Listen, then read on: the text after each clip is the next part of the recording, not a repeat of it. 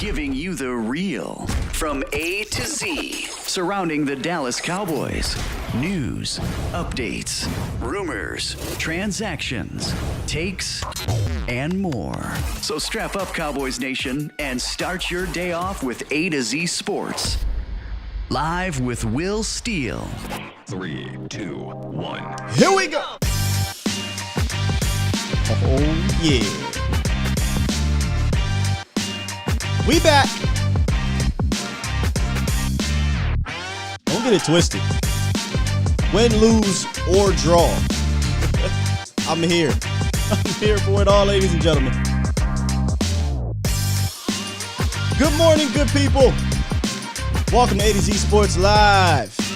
I am your host, Will Skywalker Steele. Yes, indeed. Yes, indeed. We are streaming live on YouTube, Facebook, Twitter. We back. I must say, I had a good break. I had a very nice break. Well-deserved, I think, break. I hope you guys enjoyed your holiday, your Thanksgiving, minus that. Wait. That. Minus that. I hope you enjoyed your Thanksgiving and your holiday, your Black Friday. What y'all go get? Did y'all shop? I really didn't do any shopping. Today is my day to shop. I'm a Cyber Monday kind of guy. You know? Cyber Monday kind of guy. But we're back. We're back to business. We're back to trying to figure out what the hell happened with the Cowboys in November. It was not a good month, y'all. It was not a good month. But I think December's around the corner. And believe it or not, the Cowboys in December in the Dak Zeke era have been pretty damn good. So we're going to talk about some of the key factors in that loss on Thanksgiving. And I know I hate to kind of go back on y'all, but I was off on Friday trying to enjoy the holiday and kind of re-energizing, recharging, and getting ready for this December, January, maybe February, run for the Dallas Cowboys. So it was nice to do that. So I hope y'all enjoyed your break, man. I know I wasn't here, but I'm back. You know what I'm saying? I'm back. What's going on, Sin City? Appreciate the donation already off the top. Super chat. He says top of the morning, 6-ish West Coast time. Yeah, it's more like 8:30-ish over here. Mike Harris, Tom Downey, burner account, TC915. And I got you, Tom Downey. I know you dropped I think it was a $5 in a donation. I got you, brother. 1 second. James, Amanda, Frankie Franchise, B-Bird. What's up, B-Bird? Jeremy, Tim Garcia on Facebook.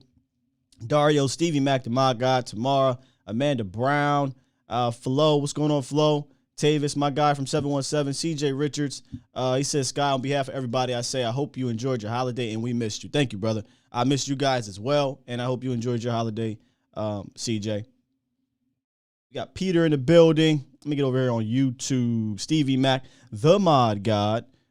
Jeremy Parker, Adams, James Simmons, Tony Peters, Nick, my pops in the building, and the many more that will be coming through. I appreciate you guys. Make sure y'all tune in, and if you miss it, as I always say, hashtag Run It Back Squad, or I'll upload the audio after the show. Tom Downey already with a question with the $5 donation. Super chat. He said he asked Mo last night. By the way, if I'm not on, usually Mo will be. So make sure y'all check out Mauricio Rodriguez on A to Z Sports Primetime. He says, why is it when standards and expectations are high, this team for 26 years consistently folds? This is a trend that won't end. Tom, 26 years, if you're talking about a trend that's decades, usually it starts at the top. And I know you're probably new in regards to me, but that ain't new in my opinion, in my thought process. This drought is more to do with the top of the organization, the management. We ain't got to say his name. We ain't got to say their name. We know what we're talking about. Is due to the management, not necessarily always those under it. But I mean, that's a time. We could do a show on that. But I mean, what are we doing? You know what I mean? You know what I mean, Tom? Like, it's November 29th. Cowboys are heading into New Orleans on Thursday. Listen, I come on here every day, and I could come on here every day and complain about the management, but I won't do that to y'all, right? That's not what we do here. Every week, we break down the previous game, and then we break down the upcoming game, and in the middle of all that, we get to talking. And if y'all want to get to talking, you can, 351-999-3787. Y'all can call in, give me your thoughts on the game, on the Cowboys moving forward. I will be giving my thoughts all morning on the loss on Thanksgiving. If you went back and you checked out the post-game show, that was the last time you guys saw me. Again, you have to understand, right after the game, I mean, literally, 3, 2, 1, 0, we're clicking live. So it's all raw emotion. It's all what we've seen in the broadcast view. And we come on and we talk about our thoughts from the game. Don't always hold Jesse and I to that, because we're just like fans at that point. We go off what we see, not from the film, not from breaking it down, anything like that. And I had very high emotions after that game because there was a lot of slander going on to this team, and rightfully so. They lost or what have you. But I don't want no one to hold me and Jesse to some of the things, because when you go back and you listen, some of the things Jesse said or I said actually were incorrect when you go back and watch the tape. And that's why I dubbed this show today After Further Review, because after further review, there were some things from that game that you can take away some positive things. Obviously, there's some negative things, and we'll get to some stock up from that game sometime after the roundup. But again, if you want to call in, 351-999-3787. I say all that to say that when you go back and you actually watch, I'm not sure how many people do this, there's little things in there that you'll notice, both offensively, defensively, both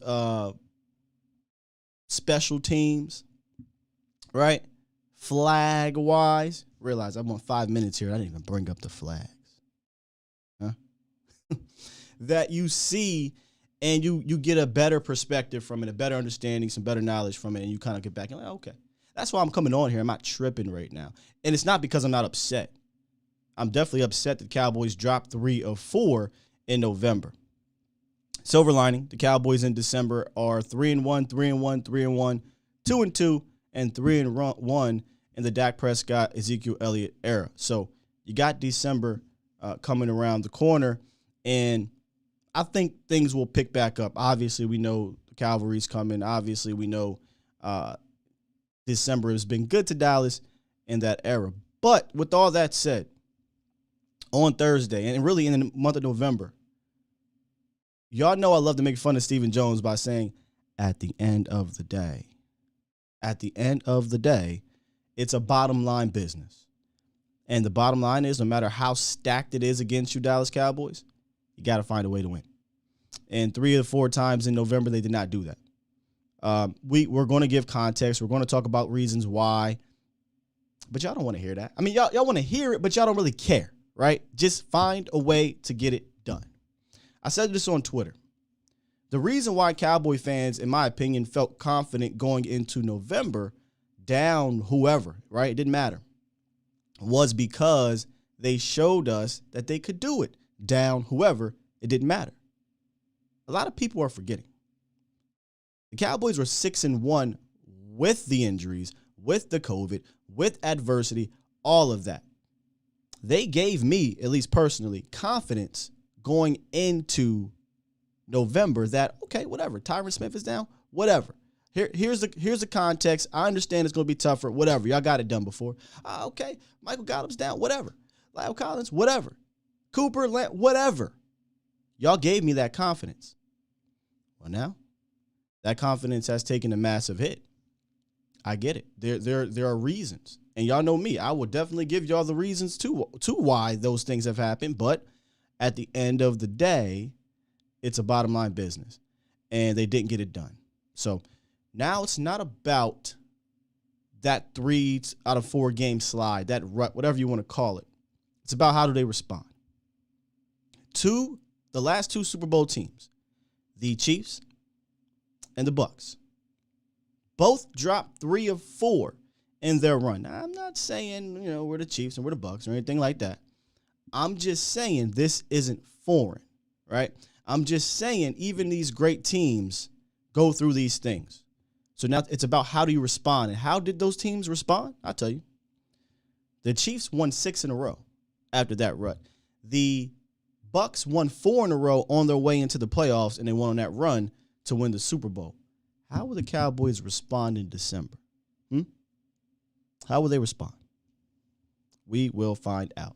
Tamara said, nah, I need I need context. We're going to give it to you tomorrow. But first, let's hit the roundup. There is some news. I haven't even touched that yet. More COVID, man. More. Looking at my Gucci, it's about that time. It's time! It's time! It's time!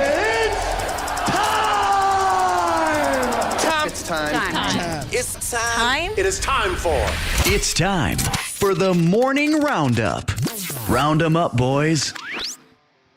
Yes, indeed. The morning roundup presented by Texas Family Fitness. And real quick, guys, because there's something going on my end. Let's see if I can get this fixed. There we go. Hey, we still have the Black Friday savings going on at Texas Family Fitness. You got today and tomorrow to sign up for $0 enrollment. And don't wait till the new year to get started on a fitness routine. Start accomplishing your fitness goals today at the best gym in the DFW area, whether it be for weight loss, strengthening up, toning up, sports, or stress relief. Head on over to any of the 9 locations in Dallas or TexasFamilyFitness.com for more information to begin your fitness journey. So yesterday I'm chilling, about to watch some football. Actually, we were about to get up and go do some things and then come back and watch some football. And boom, more COVID news from Dallas Cowboys. Terrence Steele, along with some strength and conditioning coaches, along with all the offensive line coaches, not all of them, but dang near most of them, are added to the COVID list. And because the Dallas Cowboys are kind of having an outbreak, they are subject to different protocols because the league is trying to hamper down on what's happening in Dallas. And this is a weekly thing. Literally, it's been a weekly thing. It has been a problem.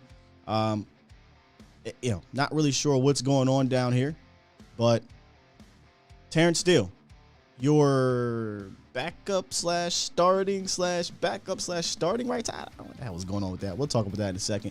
He will be out on Thursday, and Lyle Collins, who did not start on Thanksgiving but played and did not play, he'll be your starting right tackle.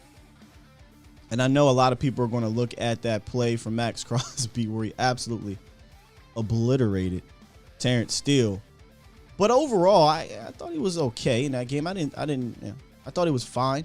I think I said this before. I think we have 2 starting right tackles. So if you roll with Terrence Steele, me personally, I'm good. If you roll with Lyle Collins, me personally, I'm good. But Zeke. So one report came out, Ezekiel Elliott may sit versus the Saints. They're going to monitor his knee. We talked about this last week. We've actually been talking about it for the last couple weeks, and I'll ask you again after the roundup about Zeke. But I thought they were going to lean towards him sitting on Thursday, which I think they should do. But according to Dave Hellman, Zeke told the writers on a conference call that it's still his plan to play through the knee injury. He hasn't been approached about sitting down, but says he's down to do what's best for the team. What do you guys think is best for the team? Do you guys think that sitting Ezekiel Elliott, at least for this week, so they can get that extra 10 days of rest, is best for the team? I do. Zeke has played less than 75% of the snaps in the last 4 weeks. And even when he's played, he really hasn't had a lot of productivity. And I've been saying this for years. If my run game is struggling, which it is, and we'll talk about, if my run game is struggling and my running back is hampered with injuries, maybe if I have a COP back, a cop back, a change of pace back, whatever you want to call him, in the mode of Tony Pollard, I mean, why not give him a little bit more? Because he's more liable to bust one. And he did, and it was called back by a bullcrap holding call on Tyler Biadasz. I mean, again, I haven't really said anything about the referees, but I felt like we heard that every other play. Nonetheless, y'all. Finally, in a roundup presented by Texas Family Fitness, D-Law is expected to return to the defense, and my goodness, is it a much needed guy return. For as much as, and we'll get to Michael Parsons, who was a beast again against the Raiders, there has not been a consistent opposite guy while Randy Gregory has been out. I think we're seeing the absence of Randy Gregory, right? Dorrance Armstrong, he's a good player, but there's only so much you can do, right? There's only so many times your replacement level player can play above that ability, right? So I'm going to need D-Law to come back, and I get it. He's not going to be back here, and he's not going to, be all pro DeMarcus Lawrence right away. But I guarantee you, if I can get 20 snaps out of D-Law, 25 snaps out of D-Law, and 12 of those snaps are high level, I guarantee you he'll make a play. The last time we saw D-Law on the field, he forced a fumble against the Buccaneers. That's how long it's been for DeMarcus Lawrence. And I think his presence was missed because Derek Carr was able to kind of sit back there, if it wasn't Michael Parsons coming to get him, and just pluck you. He just pretty much plucked that defense, which I think is the real problem from that game. But if you listen to this small group of a loud minority, they'll act like it was something else. I'm just saying. All right, real quick, we're about to hop into the phone lines before we get into some of this stock up. I'm just trying to find something. Bear with me, y'all. As my guy Law would say, I love when he says this too. Building the plane while it's in the air. Here we go. All right. First up, man, my guy B Bird. What's up, B Bird? Oh, B Bird. Sorry, brother. We got a flag on the play here. No, I'm just playing. Go ahead, man.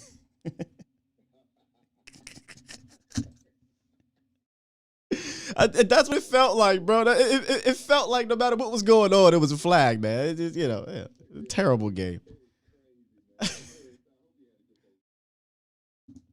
Thank you, brother. I hope you did as well with your beautiful family, man. Oh, my bad. Here we go. There's B Bird. You wasn't in there, but now you're in there. Okay, we good? Yeah, you good, man. Okay. So one of the things, man, I look at this and I am not fazed at all about the last losing three of the last four games, because it's just that if we had all our players there, I would be very concerned. Yeah. But man, and we're talking about two defensive ends and two wide receivers that are Pro Bowl level players. And you talk about next man up. Well, who has a Pro Bowl level second, a wide receiver to take those guys' place in the defensive end? You just don't have those. That next man up thing is one of those things that people say to sound tough and this, that, and other. Coaches and organizations should say that, but in reality, when you look at it, the next man up can only go so far. Like Aaron Rodgers, next man up. Okay, you go get the next man behind Aaron Rodgers and see how that thing works. When you have a Pro Bowl or All-Pro type player, it just doesn't work that well. And we're talking about four people are very vital to our team. And then the thing is, Tyron was out for 3 of those games, or 2. There was 2 or 3 of those games earlier in that month too. So just saying. Yeah, and so one of the things I would say is, we were missing 2 defensive ends, 2 wide receivers, and then I would say our offensive line has been in flux. We hadn't settled on that yet. But what I'm looking forward to is we get everybody healthy with 3 games left to go, and that's what I want. I want to go in to the go into the playoffs with everybody there. Right now, we've been doing this thing with smoke and mirrors, and it just didn't work the last 3 of the 4 games. What do you think about that? No, I mean that's the context that a lot of fans don't want to hear, but it's reality. I said this, B-Bird, if you remember, I'm not sure, a couple weeks ago. I said at some point, next man up is going to bite you in the ass. It just is. Yeah. This is the NFL where the space between being a really good team and an average team and a bad team is very small. There's a thin line between all of that. And I always harken back to this with Nick Eatman. You can be a great team, but if you start taking away the good players off of that team, you now start falling down to that opponent's level. And if you really go back and break down the game, I personally don't think there was much of a difference between Oakland and Dallas. That's why if you go to on the pregame show, me and Jesse were like, I think Dallas ekes this out 20-17. We really didn't think this game was going to be some blowout because we had to be real with ourselves, right? Like, let's be real, ladies and gentlemen. This is who they have right now, and it's going to take a Herculean effort from certain guys, and you didn't get that on the defense side of the ball. And in my opinion, the more concerning aspect of that game wasn't the offensive line. Not saying you said it was the defense, B-Bird. This defense has been so Jekyll and Hyde, and I don't understand. How do you go into Kansas City and you play up to that level, and you come home on Turkey Day, and you let Derek Carr without Darren Waller do that to you? You know, I get it that the defensive ends were out, but they were also out against Kansas City. So it was just really, really strange. I could have argued, you know, if the offense had looked like they did in Kansas City, you'd be like, all right, they don't got their guys. But the offense gave you 27 points, you know. So I don't know. It's frustrating because it feels Jekyll and Hyde. But at the end of the day, like you said, these players do make a difference, right? Like, let's just be real. Yeah. Players make a difference, man. So I thought about this the other day. I said it's almost like 1 week our defense is doing it, and another week our offense. It's kind of like what Smokey said: peanut butter, no jelly, it's no burger, right? And so cereal, no milk. One thing is they aren't playing complimentary football anymore, and they were doing that during their 6-1 run. Absolutely. One of the things that people probably were up in arms about was Anthony Brown's play. I wasn't, and if you go back and look at some things, wait, who'd you say? Anthony Brown's play, the cornerback. Flag on the play. Timeout. Pass interference. Anthony Brown. Carry on. Hey, so I thought he played pretty good. I think those calls are not going to be called every week against him. I think they just called that game real tight, man, and it was just it was kind of unfortunate. If you go back and look at some of those pass interference calls, you know, they were really questionable. I don't know. Did you see the same thing? Man, y'all, listen. You know, y'all know me. I'm trying to come on here and be objective and things like that. I don't like to let my fandom overtake me too much. But I don't, man, listen, fam. Those referees against Anthony Brown and everybody dang on else pretty much, not even just Dallas, but there was some ridiculous calls on Las Vegas as well, were ridiculous, B-Bird. I mean, I literally watched, and I focused on cornerbacks yesterday. Purposefully. I saw at least 6 DPIs that looked just like Anthony Brown's that were not called. 6 of them. Minimum. I docked them. I saw like 2 of them in the game last night. And it's frustrating as a fan because it's like, well, call this across the league. But coming into that game, that was the 4th most flag, I guess, crew. So I should have expected this to happen. But I'm not going to lie. Who expected to have 30 flags thrown? I mean, come on, man. Yeah. Come on, NFL. And I'm not just arguing that for the Cowboys. I'm arguing it for the product. It was bad. Yeah. It's like they were anticipating calls in the sense of, and this will be my last thing before I leave. And I think I got this from you, but so you look at a situation and you say, are we giving excuses for the Cowboys or is it reasons? And I think that when you talk about the people that we have missing, we have reasons on why we're losing. Sure. Now, if you go look at the Skip and Shannons and the Stephen A's, they have to be black and white about their opinions. That's why I never listen to those guys. Don't listen to them, man. These things are often just shades of gray. And, you know, it's not black nor it's not white or anything like that. These things are shades of gray. And you just got to go in and say, okay, we don't have these players. When we have these players back, we will be better. Yeah, we will be. Have we won without those guys? Yeah, but, you know, you got to look at those situations too. And I just think that at the end of the year, if we get this offensive line right before the 3rd game, the defensive ends back, our wide receivers back, and ready to go forward, now we won't have any reasons again. Then there'll be excuses after that if we lose. No, but I'm going to let you go, man. It was great talking to you again this morning, man, and I'll stay on and listen. Thanks, man. Appreciate you, B-Bird. No, yeah, he's right. I would be more concerned if Dallas was losing with these guys, right? The question was, is it time to panic? I think I put in the ad. By the way, if you ever see that ad on YouTube, let me know. No, it's not time to panic. Bill Parcells said, you know who you are after Thanksgiving, right? And I think we're going to find out who the Dallas Cowboys are moving forward, but I'm optimistic. As crazy as it may sound, when you lose 3 or 4, you're about to get good players back. And y'all can call it excuses, call it what you want. I'm not saying that's why they lost. That's part of why they lost. But the thing is, within those losses, you had a chance to win, right? In at least two of those games, the KC game, which nothing seemed to go right on offense, and obviously on Thursday, where nothing seemed to go right on defense and with the flags. So you're going to get a lot of guys back. So, yeah, I'm optimistic. You want to call me a homer because I'm optimistic about it? Yeah, you call me a homer. But that's just the NFL. I said this on the post. I said this on the pre. I've been saying this. If you tell me in the playoffs, Dallas Cowboys is going to be without who they're without, Cowboys ain't winning no dang Super Bowl, man. That's realism. They're not. They're not going to beat these teams without Amari, without CD, without Randy, without D-Law, without Neville. That's not happening, right? But these guys are coming back. And if you get these guys back, I feel a lot of bit better about their chances of beating all these teams. But I want to talk about that run game, y'all, because that is a problem. That is a problem. Tony from Tampa, man. What's going on, good brother?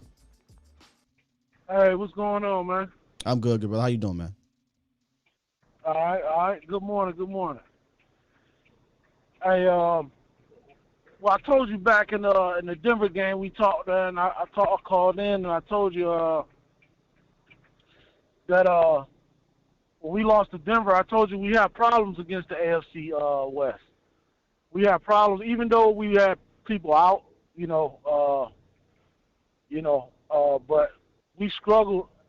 3 of our 4 losses was to AFC West teams. Yeah, they're pesky to the Cowboys, and I have that in my notes. Yeah, we not playing them. No. Go ahead. We said. No, I'll let you go, brother. Go ahead.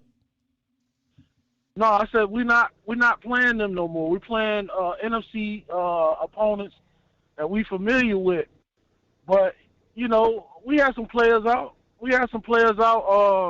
I ain't making no excuses, but we had 2 of our top wide receivers out, and that's a lot of points and that's a lot of yards off the table. But we struggle against those AFC West teams, man. What was you about to say? No, we do. I had in my notes about playing the AFC West. Cowboys are 1-3, and the 3 losses are against the AFC West. I think all in different fashions, though. I think this last game, though, there was this initial thought that, oh my goodness, you played the AFC West, the blueprint. Vic Fangio said it. They're going to play you like KC and Denver did. The Raiders didn't do that. I went back. That's why I said after further review, ladies and gentlemen, the Raiders did not play you like the Kansas City Chiefs and the Denver Broncos did defensively. They didn't do that. And that was without Lamb and Cooper. You would think they would. That's not the case. They played a lot of too high. They played a lot of soft coverage. There wasn't a lot of physical bump and run type stuff going on at the line of scrimmage. Obviously, throughout the game, that happens, but it was nothing like those other games. They didn't blitz you all willy-nilly. And that's why you saw the offense kind of kicking into gear, every other possession, it seemed like. The only possession the Cowboys didn't score a touchdown or more the only quarter was the third quarter. So, I'd argue they did not. I don't even argue. I just go watch the tape. They didn't play you like those other teams played you. I think you just lost this game offensively. Or defensively, and it kind of reminded me of the Denver game in regards to the Denver Broncos ran all over you.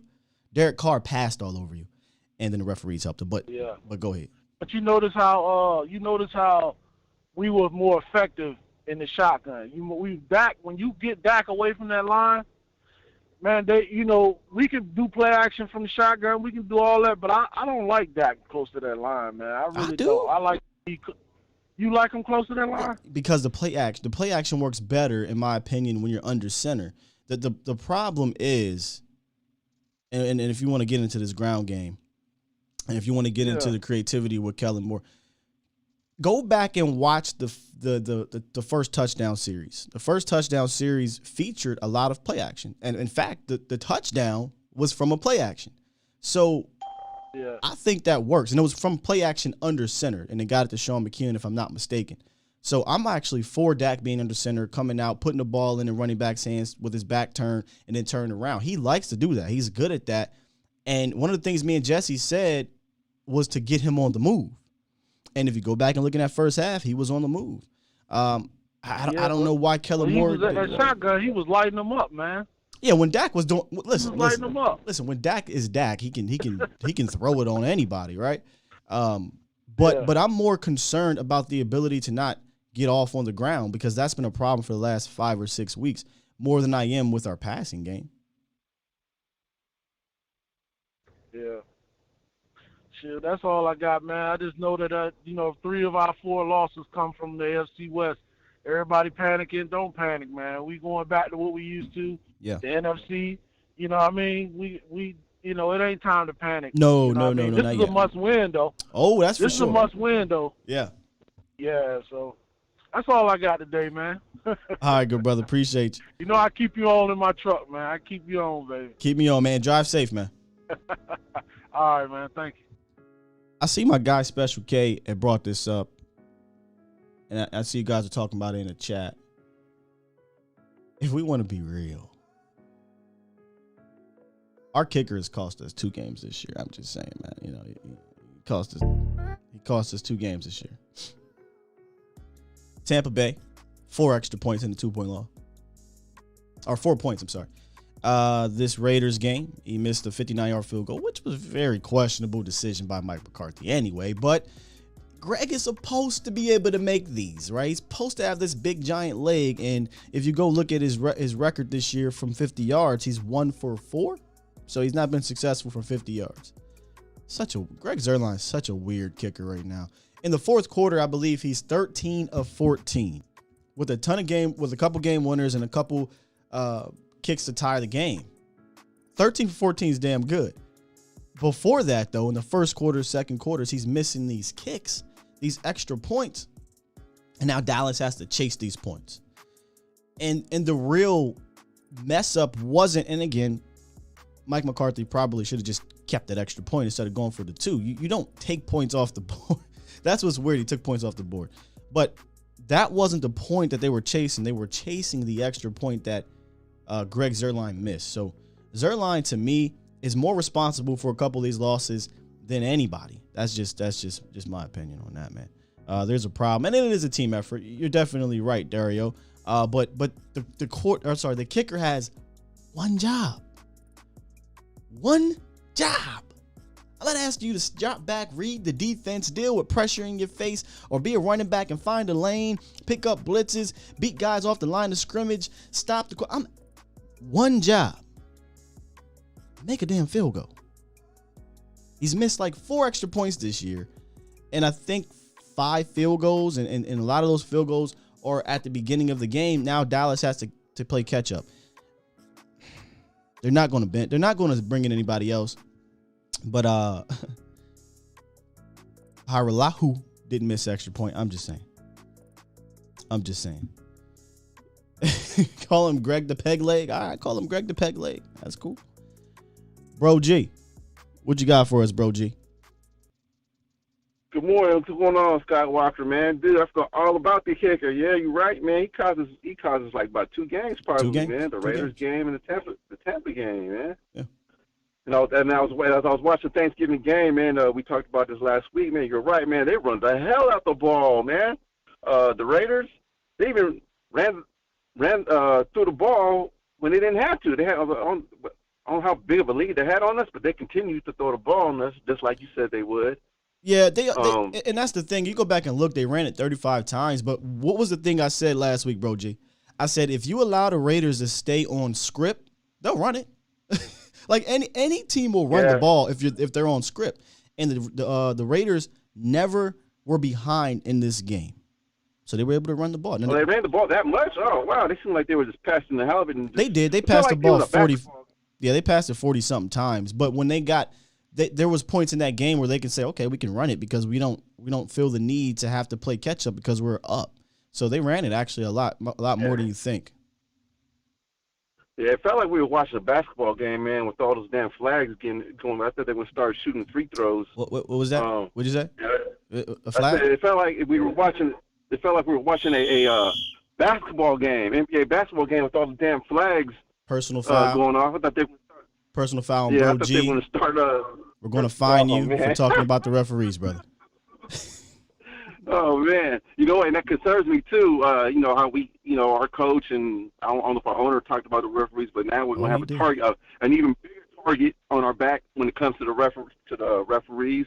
So I'm a little bit worried of that with the season going on.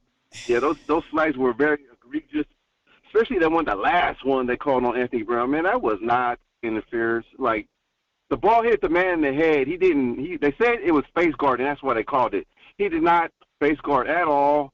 He did look over his shoulder. It's very subtle. He looked over his right. Then he tried to look over to his left. But then the ball hit him right in the helmet. So, I mean, what else can you do? Here's my thing. He didn't touch the man. Here's my thing, bro, G. You a Cowboy fan.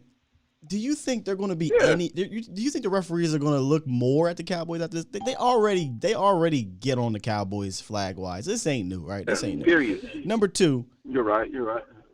The call on Anthony Brown. I get it either way it would have went, right? There's this stigma that if you don't turn your head, there's a penalty. That's not technically true. Like, face guarding is not a foul in the NFL by rule. Like, there's nothing in the law that says you can't face guard. But he didn't even face guard though. He kind of did, but it's about making contact while you're face guarding. Here's what the NFL needs to do. And if you think this isn't a problem, it is, because a couple years ago, they decided to review pass interferences, and it was because of stuff like this. And what happened? What happened to that rule? They got rid of it. I mean, I thought it slowed the game down. One season? It slowed the game down, bro, G. I agree with them. It's a bit ridiculous to do that. But what they have to do, man, is stop rewarding these quarterbacks for purposefully underthrowing the goddamn ball. I mean, it's on purpose. This is practice. I truly believe it. I truly believe, hey, third and whatever. And you saw Derek Carr do it. Derek Carr said, Anthony Brown, he already got 2 pass interference. YOLO. He didn't care if they caught the ball. There was 3 things, good things that could have happened on that play, and 1 bad thing. And really, the bad thing doesn't really count, the interception. The 3 good things, a catch, a pass interference, or the ball is incomplete. That's how he played it, and I tip my hat to him for playing the referees the way he played them, and go back and look at Derek Carr on that ridiculous pass or roughing the passer. I mean, what are we doing, refs? He is running, throws the ball, and falls into Micah. Micah's trying to stop him from falling into him, and they threw a roughing the passer flag, and he pretends that he's hurt. He's grabbing his head, and oh man, I got a concussion. And they throw the flag, and he goes right back in the huddle, and he's smirking. I got a question for y'all. Exactly. I could have sworn if a quarterback is down with fake concussion, he has to come out and go into a concussion protocol. He didn't do that. He got back into the huddle, and he smirked and he smiled. So, I don't understand the referees, why they save certain teams and they don't other teams. I mean, look at the final possession in regulation. Dalton Schultz was held twice, and they swallowed their whistle. So, I'm gonna try to. I don't really want to get too on the refs, but how can you not when they threw 30 flags? That's all I'm saying. Yeah, man. That was horrible, man. And then they were all on third downs, man. All of the third and longs. I mean, it was almost like, man, what does the mafia, the cartels, got a hand on these referees? What's going on over here, man? It's like it was very, man. I mean, I don't even want to go there. I'm one of the conspiracy theories guys, but hey, man, it is what it is. I got just 2 things to talk about also. But even though the refs were against it, we still had opportunities to win that game. Sure, absolutely. We just didn't close the deal. The drive before regulation, we could have. I think we had a chance to go down and score, but that's the one I'm talking about, where Dalton Schultz was held twice on that possession. Twice. Dak Prescott was trying to hit him across the middle, and he floated it out there. And the linebacker, whomever, grabbed him, no call. And it was another one that he was held in that possession, no call. But and what the Raiders do on a 3rd and forever, they throws it up and they give Anthony Brown that call. But it is what it is. You had pockets of opportunities, like you said. The 3rd and whatever it was in overtime, Dak didn't hit Noah Brown. He didn't lead him, and he didn't catch it. Not saying that would have guaranteed you go down and win, but I mean, that's another opportunity to convert and keep moving. There was opportunities for sure in that game. Oh, and then we had the third opportunity a lot of people are not talking about is when the Rays went down for the winning field goal in overtime. I don't know if it's good. I don't know his last name, but number 29. He went offsides. He made the field goal. And then the second play, he goes outside again, and they missed it. I was like, oh, no. Don't do that. Don't do that. He kicked. Don't do that. The kicker kicked the ball purposefully well after Goodwin was in her face. That wasn't. He didn't miss it before Goodwin went offsides. Goodwin was right. So he kicked it after the fact that they called the penalty. You know what I'm saying? Yeah. He kicked it well after the fact that Goodwin jumped. Oh man. Yeah. That was probably the most play I was upset. I didn't even get it. I thought he missed it during his play, but he kicked it after the fact. Okay. Yeah. All right. I was like, oh. Yeah, that was a heartbreak. So in that Thanksgiving, I was the only Cowboy fan. All my family were all Raider fans. So all night long, I kept hearing Raiders. What you think we was hearing that? We were hearing that Texas Live, man. Live. Yeah, I had family there too at Texas Live, but it came all the way from the Bay Area. A lot of people from the Bay Area went to that game. Yeah, so I saw that at Texas Live, but it's pretty big. It looks like a pretty big. As I saw the videos on Instagram from my friends and family, it looked like a huge. Is that part of the stadium? No, it looked like it is, right? I call it a mall, a sports mall. It's like a sports mall, man, with a bunch of sports bars. They have a 100-foot screen that plays like a ton of games. It's dope. It's one of the best sports atmospheres that I've ever been to. That's not the game. Okay. That's another thing. Well, that's all I got to say. I just wanted to come and just talk about the game, shoot up, but that's all I got to say, man. So you have a good rest of your day, brother. Hey, man, appreciate you, dog, and appreciate you calling in. Thanks. All right, man. That's another thing. I just looked at Jeremy's comment. Why the hell did Boss Man get tossed? Hey, and opposing fans always think that the Cowboys, they think they got something out on Dallas. I mean, but when these things happen, how do you not go back and say, what's really good? Like, what's really good? You kicked Boss Man out for what? Can someone tell me, like, did something come out? Did the referees in their little whatever pool come out and say we tossed Boss Man for this? Because if I'm not mistaken, Mike McCarthy said he was never given an explanation. I don't know. But again, we're here to talk about mostly on the field. We don't want to get too much with the refs. It's just really hard not to bring them up after they threw 30 flags. That's another one, CJ. See, I'm sorry. What last one? And I promise we're gonna get to who we gonna get to here. 602. I think the turning point early in that game was the fumble that wasn't, and that was clearly. I mean, come on, y'all. Darren Waller catches the ball, takes 2 steps, is on his way to taking another. Curse knocks the ball out. Keanu Neal makes a great play, throws it back in. Curse recovers it. First down, Dallas on that side of the field. They go back and review it, and according to everyone that was there at the stadium, I couldn't tell how quick it was. Nick Eatman said he's never seen a review that was so controversial. Like that was a close one, right? I use quotations, that they overturned in a heartbeat. I mean, like that, to the point I thought, Mike McCarthy challenged it. They called it an incomplete pass, challenge it. Come to find out, no, they reviewed it, and they didn't give the ball to the Cowboys. I just don't understand. And I should have thought to myself, it's going to be that kind of game today. It's going to be that kind of game where you're going to have to be perfect. Seriously.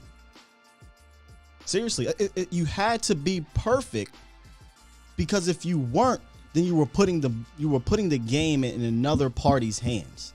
And Dallas did that. They put the game in another party's hands. On the plays, there aren't flags or phantom flags. You got to convert. You got to score. You got to get this first. Because or you got to get this stop, right? Or you got to get this turnover. Think about this for a second. The Raiders put up over 500 yards of offense, which is why I have a problem with the defense.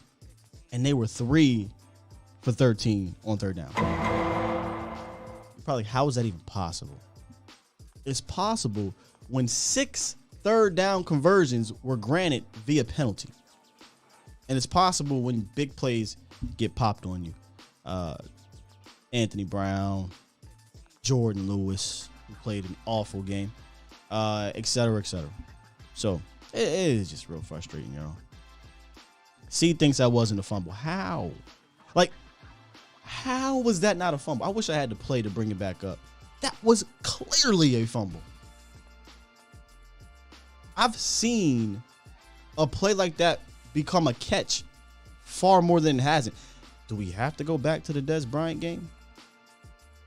1-2 reach, the ball falls down, they called it incomplete. They came back and said, my bad, y'all. That is a catch. Literally what happened in this game. Catch, turn, 1-2, on his way to a third, knocks the ball out. I think people are getting this mistaken where they have to tuck the ball in. You don't got to tuck the ball in for it to be a catch. You got to tuck it. It's the tuck rule. He caught the damn ball, went this way, took a couple steps, and got it knocked out. That is a fumble. But I'm not going to stick on it, man. 602. What it is, what it do. Oh, there was a super chat I get. 602, what's up? Good morning. I know we've talked about this ad nauseum, but dude, the referees own the game. Oh, for sure. Truth of the matter is, that play you just talked about, it's impossible for that to not be a catch and fumble. But what I wanted to mention was the Parsons ticky-tack hit. And no one's actually talking about AB being in a headlock. It's pretty hard to turn your head around when the offensive player is grabbing you in the headlock. All right, before the ball got there, the offensive player had him in a headlock, dude.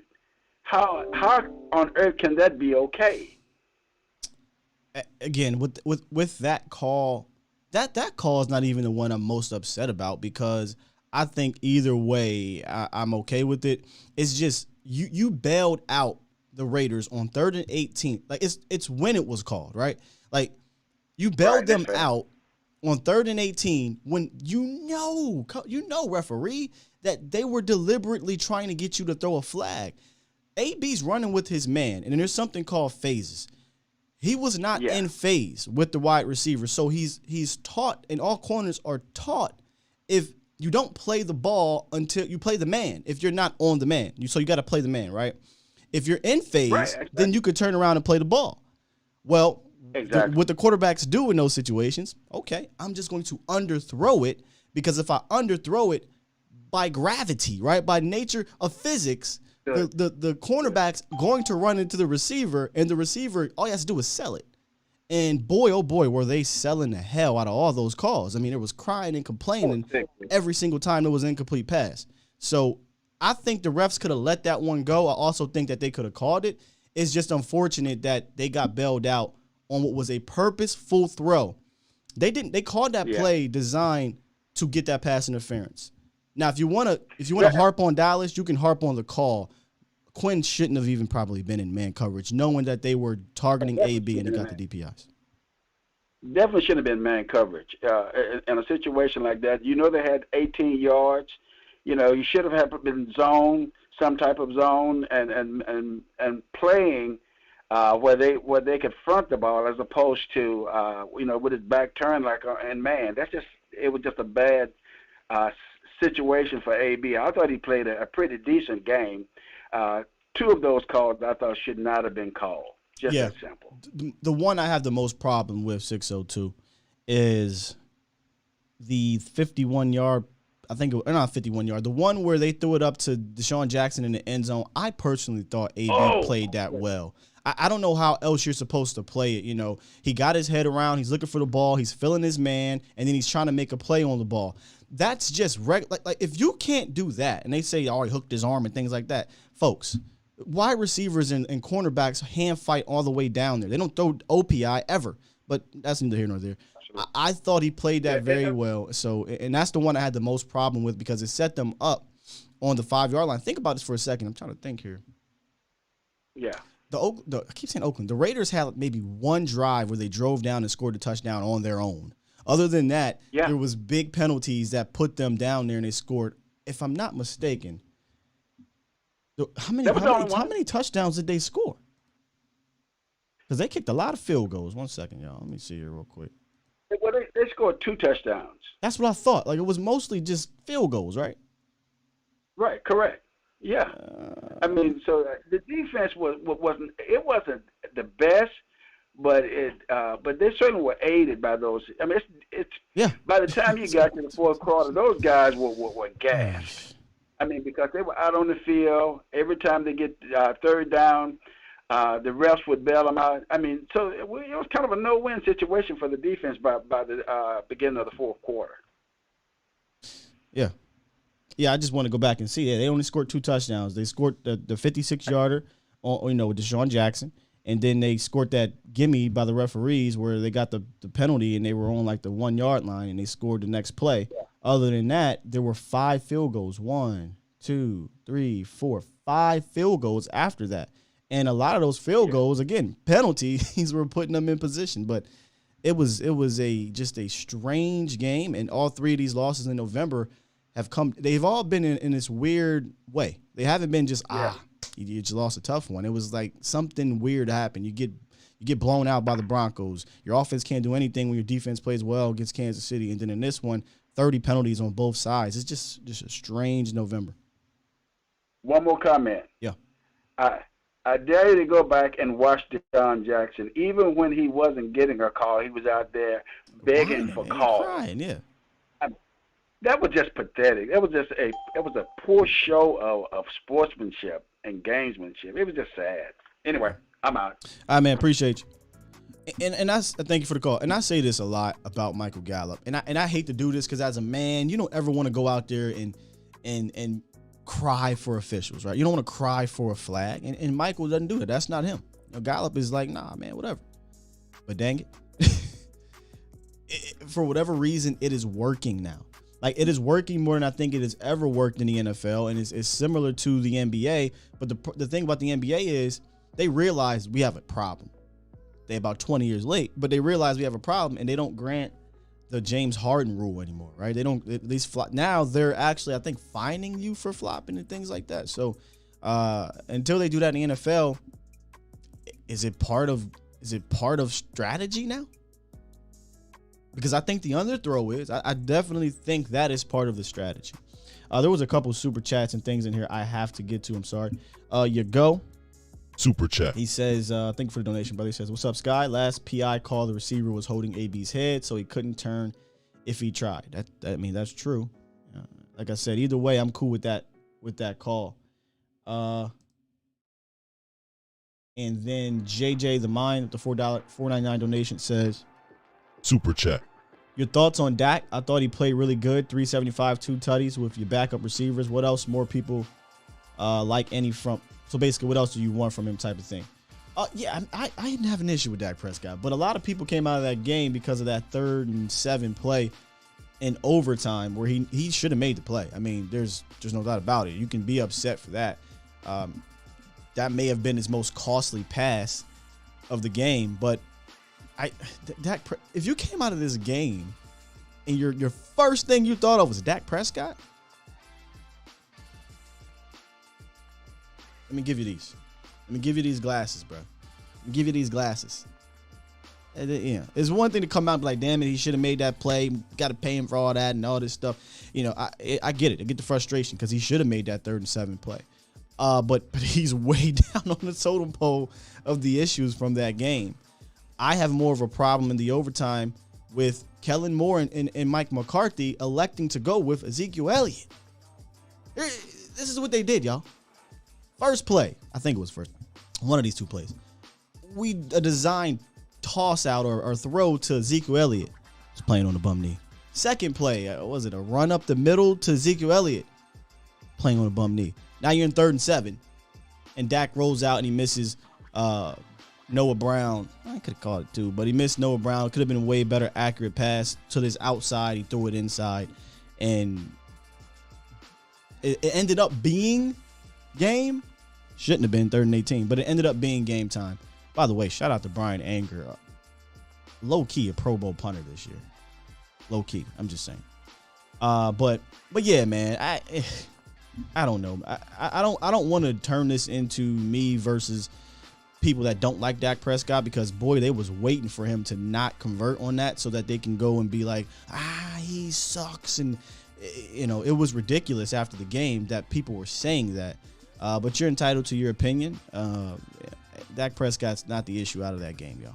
He threw for 400 goddamn yards. He scored 3 touchdowns. He led 3 touchdown drives in 3 of the 4 quarters. In fact, the touchdown to, I believe, take the lead was called back. And I keep coming back to penalties on a bullcrap holding call against Tyron Smith. In fact, they bullcrapped him twice. I had to go back and look. Like, was he? They said that Tyron Smith wasn't lined up. How many times have you ever seen Tyron Smith get called for, illegal formation in his 10-year career?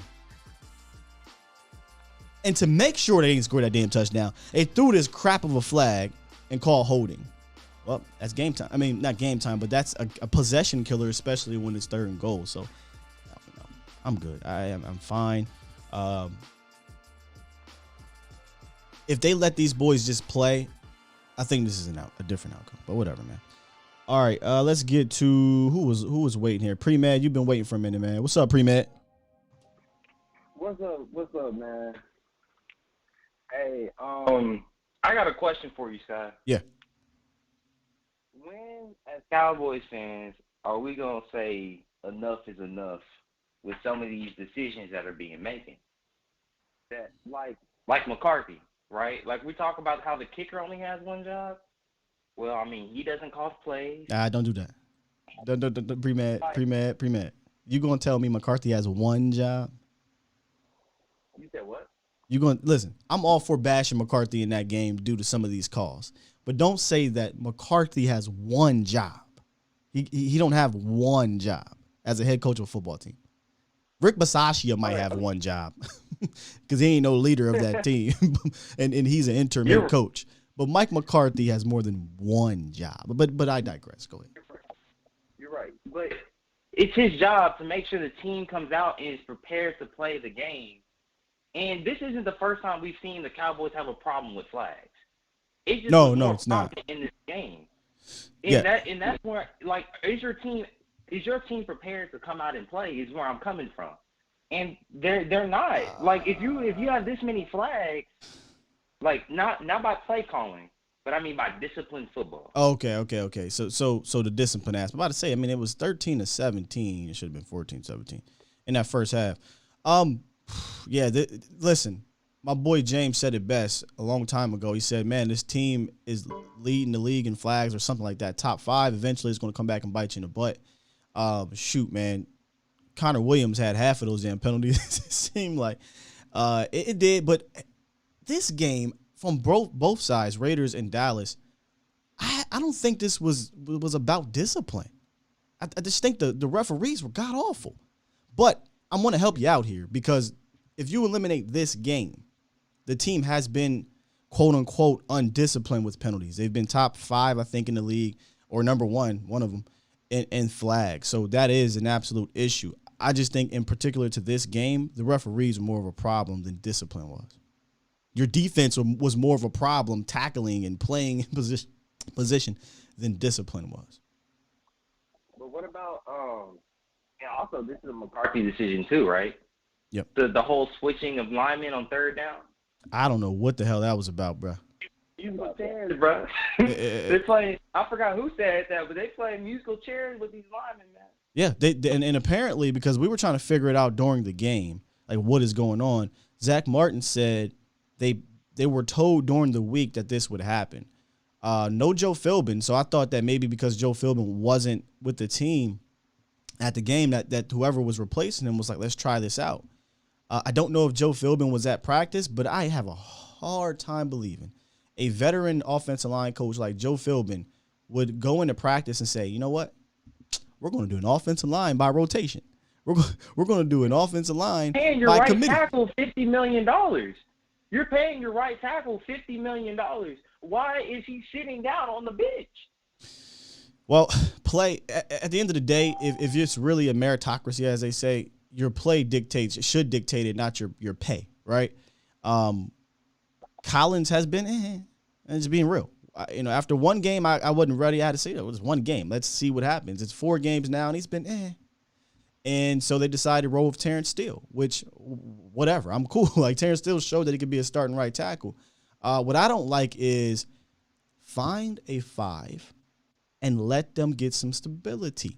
I don't know that you can continue to play this flip-flop musical chairs game with your offensive line and think that by the time you get to the playoffs, that is that's a positive thing. Offensive linemen need continuity more than any team. And I know Coach brings up continuity a lot, but by injury, by suspension, and now by COVID, they have not had a chance to do that. But they need to find a 5. At this point, y'all, I truly don't care. They could put Matt Forniak in there. Just find a 5, stick with it, and let's get this continuity going because they need to have that communication once they get into the playoffs. Yeah, but one more thing. This Sure. is all I got, right? Who is getting paid to let Anthony Brown still play? Now, hold on. Okay. He's had an okay season. I was about to say, y'all ain't right, man. AB he been playing really well. And then he gets this game, and everybody's like, he sucks again. But it's been 6 years running. And even if you want to delete the first year he was in the league, 5 years, bro. This is the first year he's actually played. But your question, we have a second-round corner. Your question to me was, whose decision is it to keep starting Anthony Brown? Let me ask you this: before you coming into this game, did you want to bench Anthony Brown for playing well? Yeah, but I'm gonna die by my word though, because I didn't like him. I still didn't like him through the season. I was like, all right, finally, he made some interceptions. I was like, finally, he's doing something. But I was still like, bro, where's Kelvin Joseph at? Because we need to start repping him in. Nashawn Wright, we need to see what he can do. Hey, listen, man, coming into this season, AB wasn't my guy. AB proved me wrong in being able to play over there on a consistent basis. He had zero defensive pass interference penalties. He had 1 penalty all year. Our guy we love, Trayvon Diggs, is leading the league in penalties at cornerbacks. And then all of a sudden, he gets 4 or 5 of them in one game. I find that very peculiar. You know what I'm saying? I find that very strange for a guy who hasn't been handsy this year. He had a bad game. And I think it reminded a lot of people, or not reminded, it brought up back that I hate Anthony Brown-ness, right? It brought that back up because all it takes, man, is what have you done for me lately? AB's been playing well in 10 of these 11 games, and then this happens, and now it's back to AB sucks. I'm here to say, listen, AB was never my guy. Never.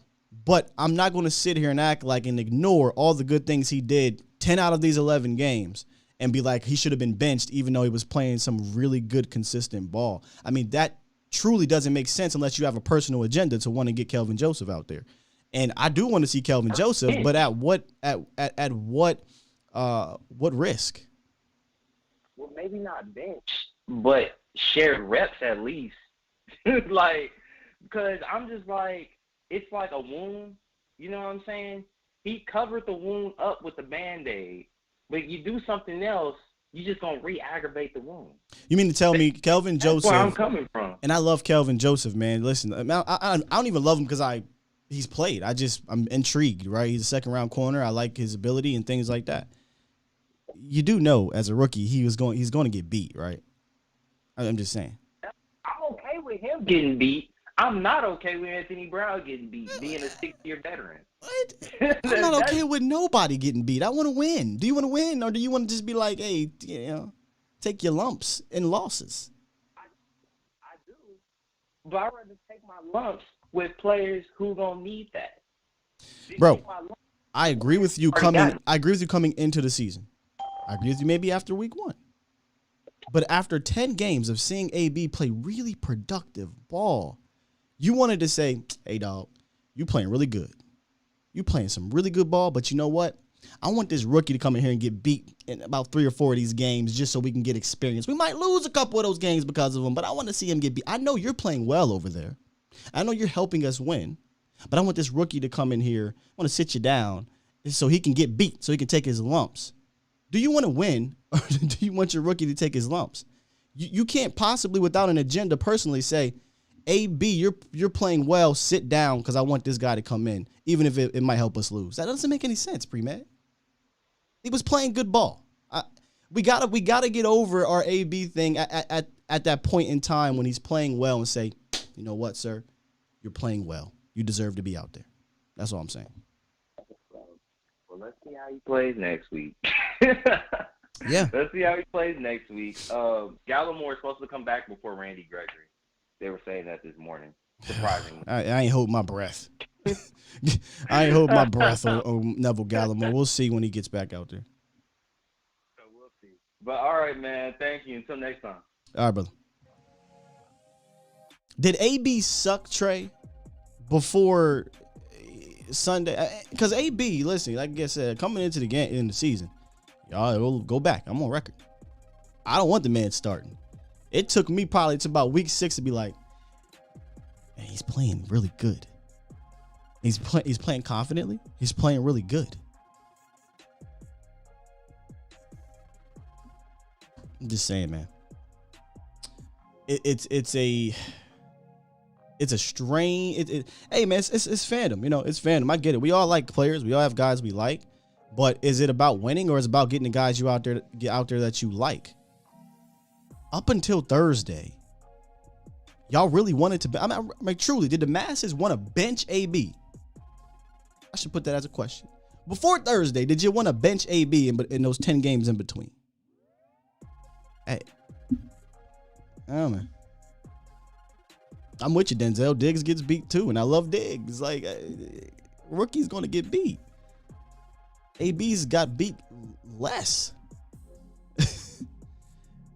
I don't know. We're going to get to a few more here, and one of my guy, Mel. What's up, Mel? Top of the morning. What's up, good brother? How you doing? Good morning. Man, everything good, bro. Can we just tell the truth about at least one thing? Up until really kind of Thanksgiving, I'm going to just say this, and I'm probably going to get filleted, but if we just talking consistency at the corner position, AB been better than Diggs. Hot fire. It was a question. It was a question that was brought up on the round table and a lot really within Cowboys Nation. And I use the word consistent. I said just consistent corner play.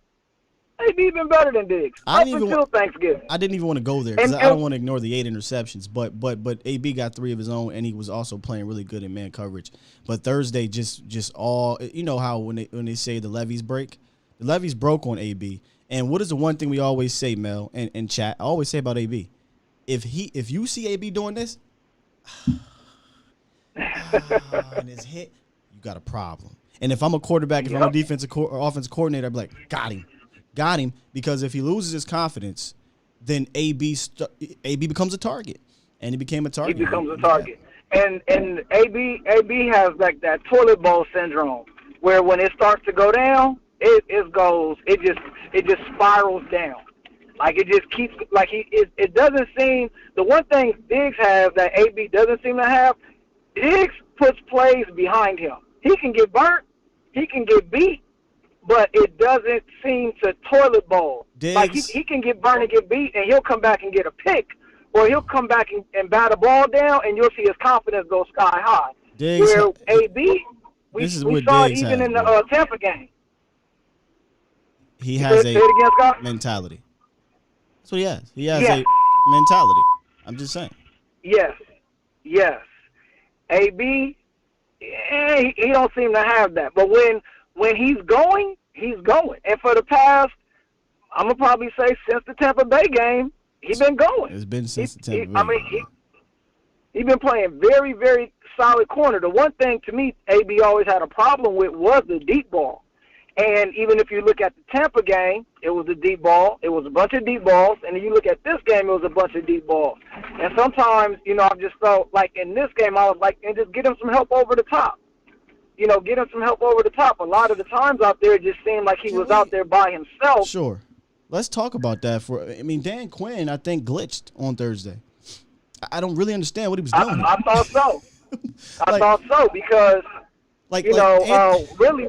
They decided to feature Deshaun Jackson. They didn't do that all the last 2 or 3 games with him.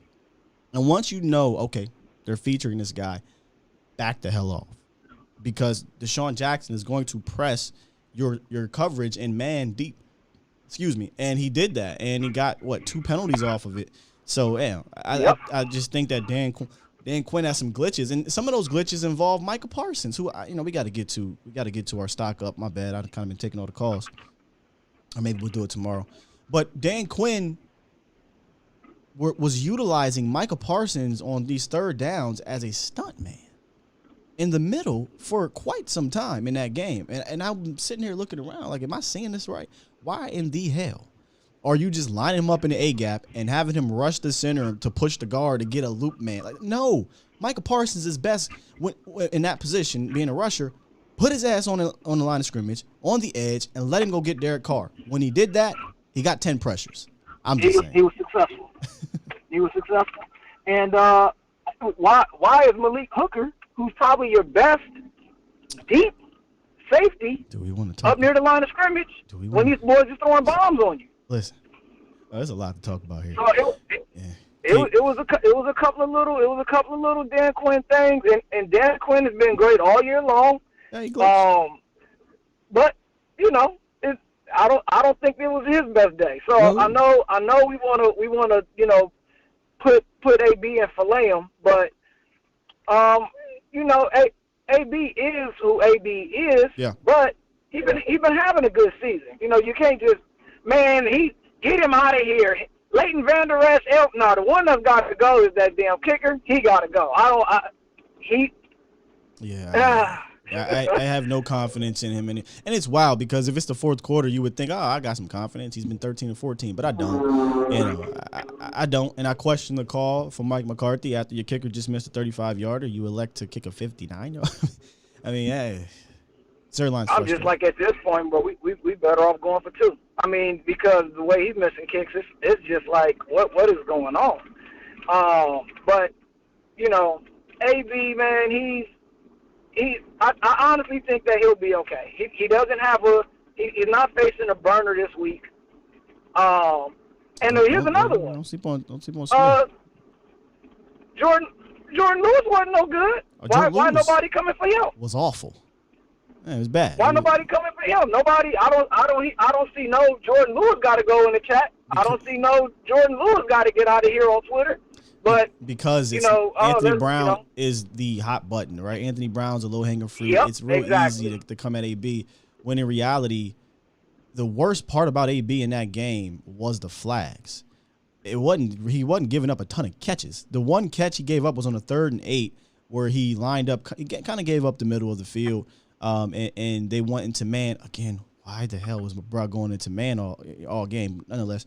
And they ran that drag out route. I think it was either Zay Jones or somebody ran a drag on him, and they converted for like 12 yards. I think that was the biggest catch he gave up on the game. Other than that, it was a ton of flags. Yeah. But and on the fumble, the NFL, they have to get better on that, because if you look at what I will always say about the NBA, it does seem like they're always trying to improve their refereeing, where the NFL is just like a football move. Well, what the hell is a football move? Like, and that's the thing. Just define it. Hey, you got the ball, you take 2 steps, and anything after that, that's the catch. It's just like simplify it, because he definitely caught the ball and he tucked it.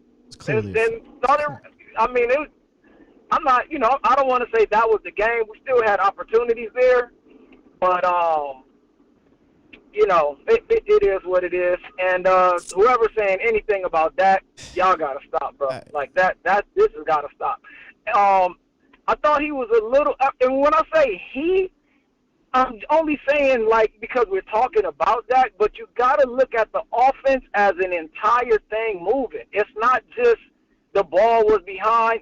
Well, first of all, fans, y'all don't know where that route was supposed to be, where Dak was expecting the guy supposed to be. Who you talking about? We just all. Noah? Huh? What player are you talking about?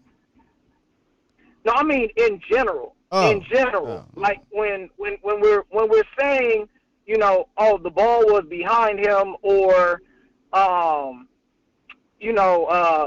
Dak is off.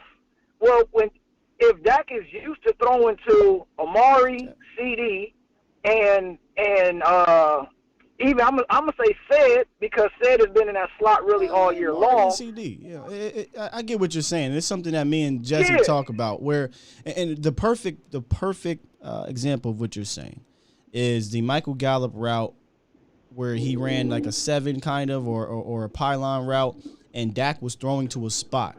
And me and Jesse says this a lot. That's actually a route that's for CeeDee Lamb and Amari Cooper. And those guys come in and out of their breaks entirely different than Michael Gallup. And Dak usually throws to a spot. Now, Gallup got tripped up, which I don't know if it should have been a penalty or not. I couldn't really tell how much that cornerback got on him. But and Dak threw it to the pylon, and Michael Gallup kind of rounded his route. And you saw immediately Dak is like, yo, go to the spot. And the only adjustment I would make on that is, okay, it's Michael Gallup. He's not the sharpest route runner post route. What I mean is, once he gets into his route, he's not great out of his breaks. He's a big guy, so that's not his style. So my thing is just throw it up to Michael Gallup. But when they practice these timing routes, they don't practice just throwing them up at that point. They practice to a spot, and I think that's what you mean. If that happened to be Amari Cooper, he's coming out that route and he's not stopping. He's not putting his hands up and waving. He's coming out and he's running to the spot, and it's probably pitch and catch. So you're right. Exactly. Yeah, there's different routes for different players. Yeah. And I think you really, really saw it this week versus last week. So last week, the first play of the game, he throws deep to Gallup, and it's like way off. But you saw this week, they were able to get their timing down in practice. They were able to work on it. His best throws of the game were the 2 deep balls to Gallup. So it's just, you got to get, when all of these moving parts are going. You ready to say it again? I'm not worried about Dak Prescott, bro. You ain't got to explain it to me. No, not at all. Yeah. And you know what? I'm really probably talking, I'm not talking to you. You know what I mean? Right. But people got to look at the offense as a whole. Don't just look at Dak. And I'm gonna jump off. I know other people want to get in, but we gotta get TP the ball, man. I love Zeke, bro. I love Zeke. I even wore his jersey on Thanksgiving, but he gotta sit down. Like it's a waste of a play. I'm sorry, it's a waste of a play. It's a waste of a play. Like, it's either 2 yards, or even when he catch it, you go straight down. It's a way. Right now, you got to go to TP, man. You got to go to TP. Yeah, I'm not talking about that, man. All right. Yeah, I'll listen off air. All right, Appreciate brother. you, bro. Yep. He said a couple things in there I want to kind of get back to. He talked about Hooker and KZ. Are we seeing? Is KZ to you guys? Because to me, is starting to kind of downtrend ever since that DUI. I mean, that week of the DUI really was the pass against who was it, Bourne or whoever the hell, went 70-something yards. Ever since then, man, KZ has not really been that free safety valve. I kind of want to see Malik Hooker. Are we missing Donovan Wilson? I don't know if he plays that free safety position, but I kind of want to see Malik Hooker back there. And it wasn't just the play against Deshaun Jackson, which, what are you doing? KZ has been taking Xavier Woods type angles. It was another play on 3rd and long. He's just floating around intermediate of the field, and a player got behind him, and I think the corner was expecting to have safety help, and he gave up a big play. I think it was to Hunter Renfrow, and it's like, KZ, what are you doing? Like what are you doing? So I'm kind of souring on DeMonte KZ, and not because of one game. This has actually been the last 5 games he's been kind of out of position. Jay had another super chat. In my opinion, he says, in my opinion, Diggs actually has been solid the last 3 games. He hasn't had picks, but he's actually played good without getting burnt. Diggs was fine. His tackling was more of an issue than his coverage in this game on Thursday. I thought that there was a blatant push-off on maybe a 3rd down, and they converted. I just don't understand how the offensive pass interferences aren't being called this year, but you touch a receiver, they're calling defensive pass interference. Don't understand it. TC said the angles these guys were taking were just flat out bad. They were. The tackling was awful. That's why, that's why I'm glad I was off a few days, get a chance to reflect, because a lot of heat was coming at the wrong part of the team, in my opinion. The defense should be generating most of the heat. They gave up 500 yards of total offense while the team went 3 for 13 on third down, the opposing team. It was bad tackling. Jordan, like my man said, we're getting on AB, bro. Jordan Lewis was terrible.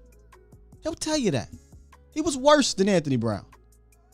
Hunter Renfrow had like a $134 and probably a $120 of it was on Jordan Lewis. Yeah.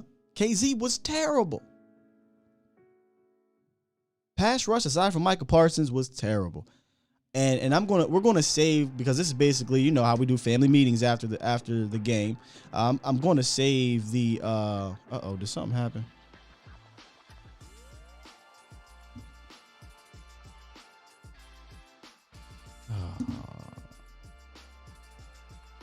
I just saw it. Breaking news.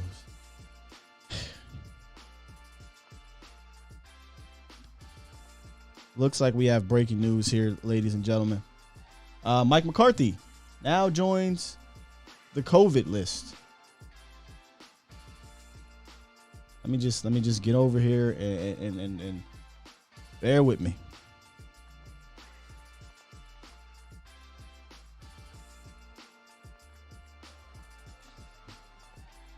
Mike McCarthy tested positive for COVID, so he will not be coaching on Thursday, and it's only Monday. So I have a very, very bad feeling about the rest of the week, players, coaches. I'm not going to lie to you. So there we have it, man. Mike McCarthy is out. Has tested positive for COVID. My guess is Kellen. Who is the assistant head coach? I think is actually the Brown guy. I forget his name. I don't think he'll put on a headset though. Will he? He can't put on a headset. Okay. All right. Well, here we go, man. I mean, adversity has been hitting the Dallas Cowboys all year. And they will face maybe their biggest test on Thursday. You know, not necessarily a short week, but an odd week without your head coach, without your offensive line coach, without the strength of the conditioning coaches, without one of your tackles. Hopefully you get your other guys back. You would hope they would rally around all this controversy. And Ben McAdoo, technically Ben McAdoo is not on the staff, so he can't come down and coach. He's a consultant. I wonder who will be the interim coach.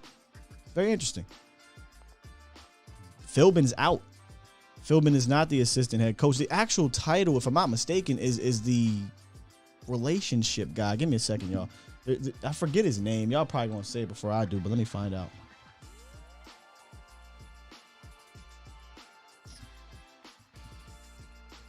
There's his name, Rob Davis. I said Brown. It's Rob Davis. So Rob Davis is technically your assistant head coach, but Rob Davis is more of a relationship with the players type of guy. I forget his title. So you're not going to have McCarthy. You're not going to have Joe Philbin. You're not going to have Jeff Blasco, who's your assistant offensive line coach. You're not going to have your other offensive line coach. In fact, tight end coach Lunda Wells is actually going to be coaching some of the line, according to Zach Martin. Trying to look here. Who else? Scott Tolzien is also out in regards to the COVID, and your entire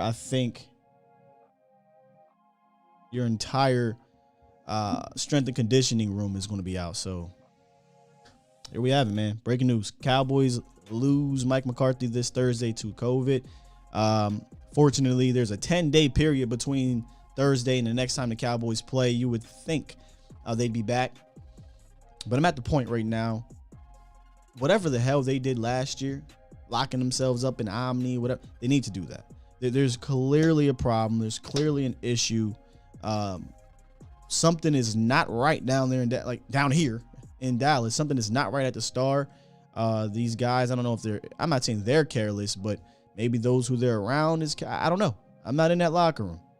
But all I'm saying is these boys want to get to where they want to get to. They have to tighten up. That's all I'm going to say. They're going to tighten up. Tighten up, man. So who you guys think is going to be? George Edwards, seeing Dan Quinn. Dan Quinn likes to stay up in that booth, though. So I could see a George Edwards. Good Lord, I hope it's not Bones. Somebody said as long as it's not Bones. I love the Joe Witt Jr. situation. Fresh said Jerry. So there we have it, man. I'm not going to get to all these calls, but I'll get to a few more here. Reek, man, what you got for us, Reek, after hearing about this news? Well, Sky, what up, Cowboy Nation? Let's get them likes and shares up and all that good stuff. What I got to say about that is, okay, it gives the team a time to reflect on what's going on. Mike McCarthy he's gonna have to sit his butt down, but now he might go into the lab by himself for a minute and figure a couple things out. You know what I'm saying? Figure a couple things out that he been doing wrong. My whole thing is like this. It's a big thing. But now it's time for the leaders of this team to step all the way up. It's time to see what Kellen Moore gonna do. You know what I mean? It's time to see what Dak Prescott gonna do. And Dan Quinn and his defense. My whole thing is like this, man. It's gonna show the heart of this team to me. It's gonna show what we made of without our head coach. To me, my whole thing about everything that we was talking about, because I was gonna come in with, let's get this kicker up out of here. I'm tired of him. He's close to 10 points. He's added up. Isn't he about close to 10 points 11 that he don't miss for the year between? If I'm not mistaken, brother, I think it's 11 points he's left on the field in 2 of the 4 losses. So, and put it this way: last week the Cowboys lost by 3. First week they lost by 2. That's 5 points in those games. If I'm not mistaken, he's left 11 points on the board. See what I'm saying? And I could be wrong on that number, but I thought I saw that on Twitter. I'm about to say it's damn near close, and that's a damn shame. And my whole thing is like this: missing extra points, missing field goals are deflating to the team, because your job is to come in and kick the field goals. That's all you got to do, bro, and kick the ball out of the back of the end zone. That's your job, man.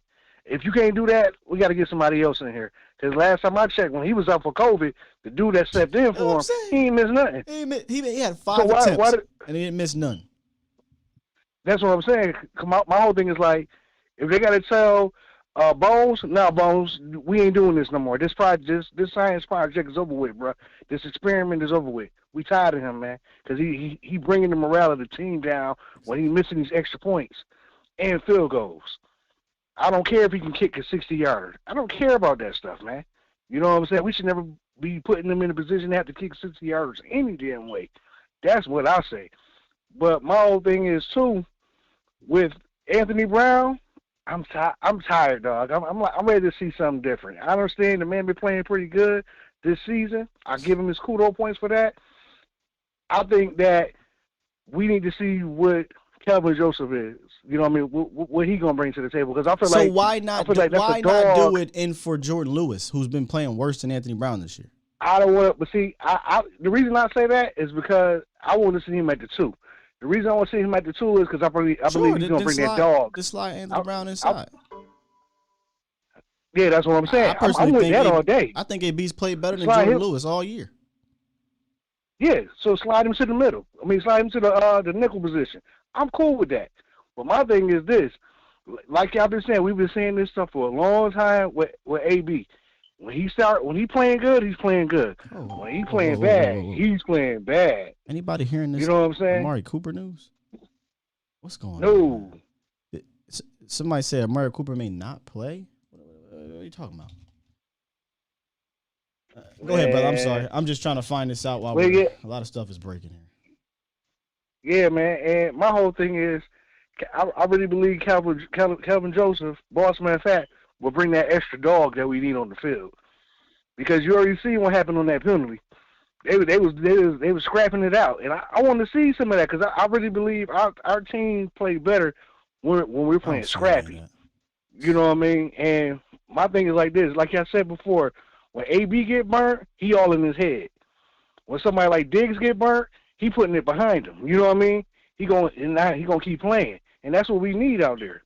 You know what I mean? We need people that can get over whatever just happened Oh, time out, Mark. I'm not putting fake news out there. I'm reading the chat. Somebody said in the chat about Amari Cooper, so you get on them. Maya and Adrian.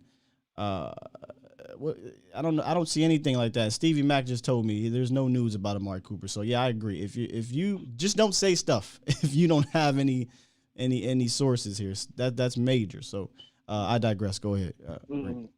But yeah, man, that's my main thing. You know, it's time for AB to move to the slot. That's what I believe. He's been playing pretty good, but I really want to see what Calvin Joseph brings to the table.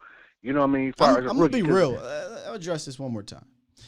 I'm gonna be real. I want to see him as well, but at what cost? Like, if this was at the beginning of the season, I hear that. We got 6 games left. We're about to head into the playoffs. Remember? It took Diggs about 10. Diggs was not good for about 8 to 10 games last year, and which was expected. He's a rookie. It's going to happen. He's going to get beat. Yeah. He's going to be bad. That happens. Look at A.J. Terrell. A.J. Terrell was looked at as a bust last year. This year he's one of the best cornerbacks. Are you willing to go through the growing pains for the last 8 to 10 games or whatever it is with Kelvin Joseph getting beat, costing you touchdowns? Because think about it. AB is only giving up, I think, 1 touchdown this year. Maybe 2. Could be wrong. Could be 2. Costing you touchdowns, costing you penalties. AB only had 1 penalty till last week. Are you willing, right, to give up that for Kelvin Joseph to kind of get beat on and pounded on for the next 8 to 10 weeks? Yes. Right. Me personally, yes. I do, because we don't see this AB show for how many years now? Don't get me wrong. Let's not talk about tighten it up. Yeah, let's talk about this year. He tightened it up. But I look at him as the remember that old cornerback that Pittsburgh Steelers used to have, number 22, Gay? And do you remember when every time somebody scores something big, or throw a bomb or something down the field, or need a penalty, they go to his side every time. Anthony Brown had 1 penalty before Thursday. Bruh, I'm putting it to you like this. I want to see the Rook. It's time to see the Rook. That's just me. That's just me. You just want to see the Rook. I totally get it. But I want to see the Rook. What I'm trying to get people to understand is, don't just be like, oh, I'm just going to blindly throw the rookie in there and act like AB's been bad this year. He hasn't. If you blindly, I never said that. Not you. People. I said people. If you want to see the rookie, it's purely based on your personal agenda and not play on the field, right? I just want to see him, because I'm tired of AB, man. I'm just tired of looking at AB on that second quarter. I don't believe he's our better second corner on this team. I really believe he's the better slot corner. I believe he'll be way better in the slot. You know what I'm saying? Because that's where the speedier guy is anyway. For the most part, on a lot of these teams, is the slot guy. And my thing is like this. I really believe Calvin Joseph, yeah, he might get beat. He's going to get beat. But I think he brings a certain type of attitude and a certain type of dog we need out there on that field. You know what I mean? That's a person that's going to contest certain things and going to blanket your cornerback. I mean your wide receiver. I really believe he's that dude. You know what I mean? And I don't like the penalty last week. You know, with them on that return. I don't like it, but at the same time, I do love that dog mentality. Like, we gonna fight to the end. It shouldn't have been a penalty. I mean, what was it? What are they gonna do? He was getting rag dog on the sideline. Of course, he's gonna fight back. And then they threw him out. There shouldn't have been a penalty. That was a bogus decision. I mean, you want to call a penalty, call a penalty, but they shouldn't have kicked him out. Is what I'm saying. Yeah, I agree with that too, because the refs, I don't know what it is. It seems like ever since they we kind of called them out a little bit. They've been throwing flags left and right, man, on some of the for some of the dumbest reasons, and at the same time too, they let other teams get away with murder on us, pushing off, holding. I don't know how many times I've seen this crew people getting hold. We've had this crew twice this year, week 1 and Thursday. In those games, there has been a combined 47 flags. I'm not even counting the ones that were waved off, so it was about 50 or so, about 50 flags thrown for over 400 total yards.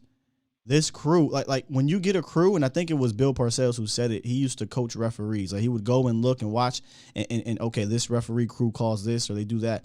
I'm wondering if McCarthy does that as well. I know he said I overcoached penalties the one week, and we came out and got whooped by Denver. Maybe he should have paid more attention to this crew, and maybe the game plan should have been more just throw it up to Michael Gallup and see if they get a flag. Throw it up to Noah Brown, see if we get a flag, because it worked for the Raiders.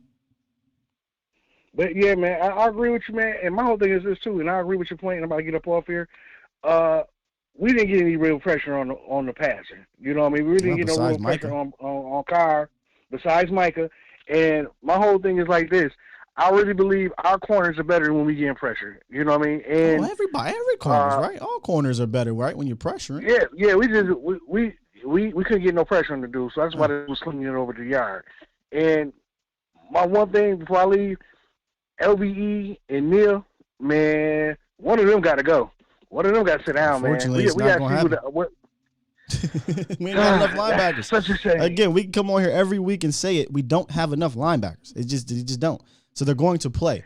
We understand they're not that good this year. So I'm with you, man. Like it's something that we got to worry about in the offseason. You can't sit them until you get D-Law and Randy Gregory back. Then you can put Micah back at the linebacker position. Until then, you're going to see LVE, you're going to see Keanu Neal, you're going to see Gifford. That's the linebackers.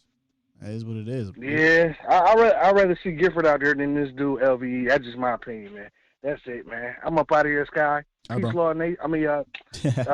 Cowboy Nation. I'm up out of here, man. I'll holler at y'all in a minute. All right, brother. Peace. Yeah, I'm honestly, I'm not shocked. It's Cowboys Nation. I'm not shocked. You know, I think there's been an overreaction to Thursday in regards to AB, man. I didn't think it would go to this extent where people were trying to kick him off the bridge. Again, after further review, I urge you, go back and watch the tape. Now, broadcast, you can't really see it, but the bird's eye view, you can see the coverage.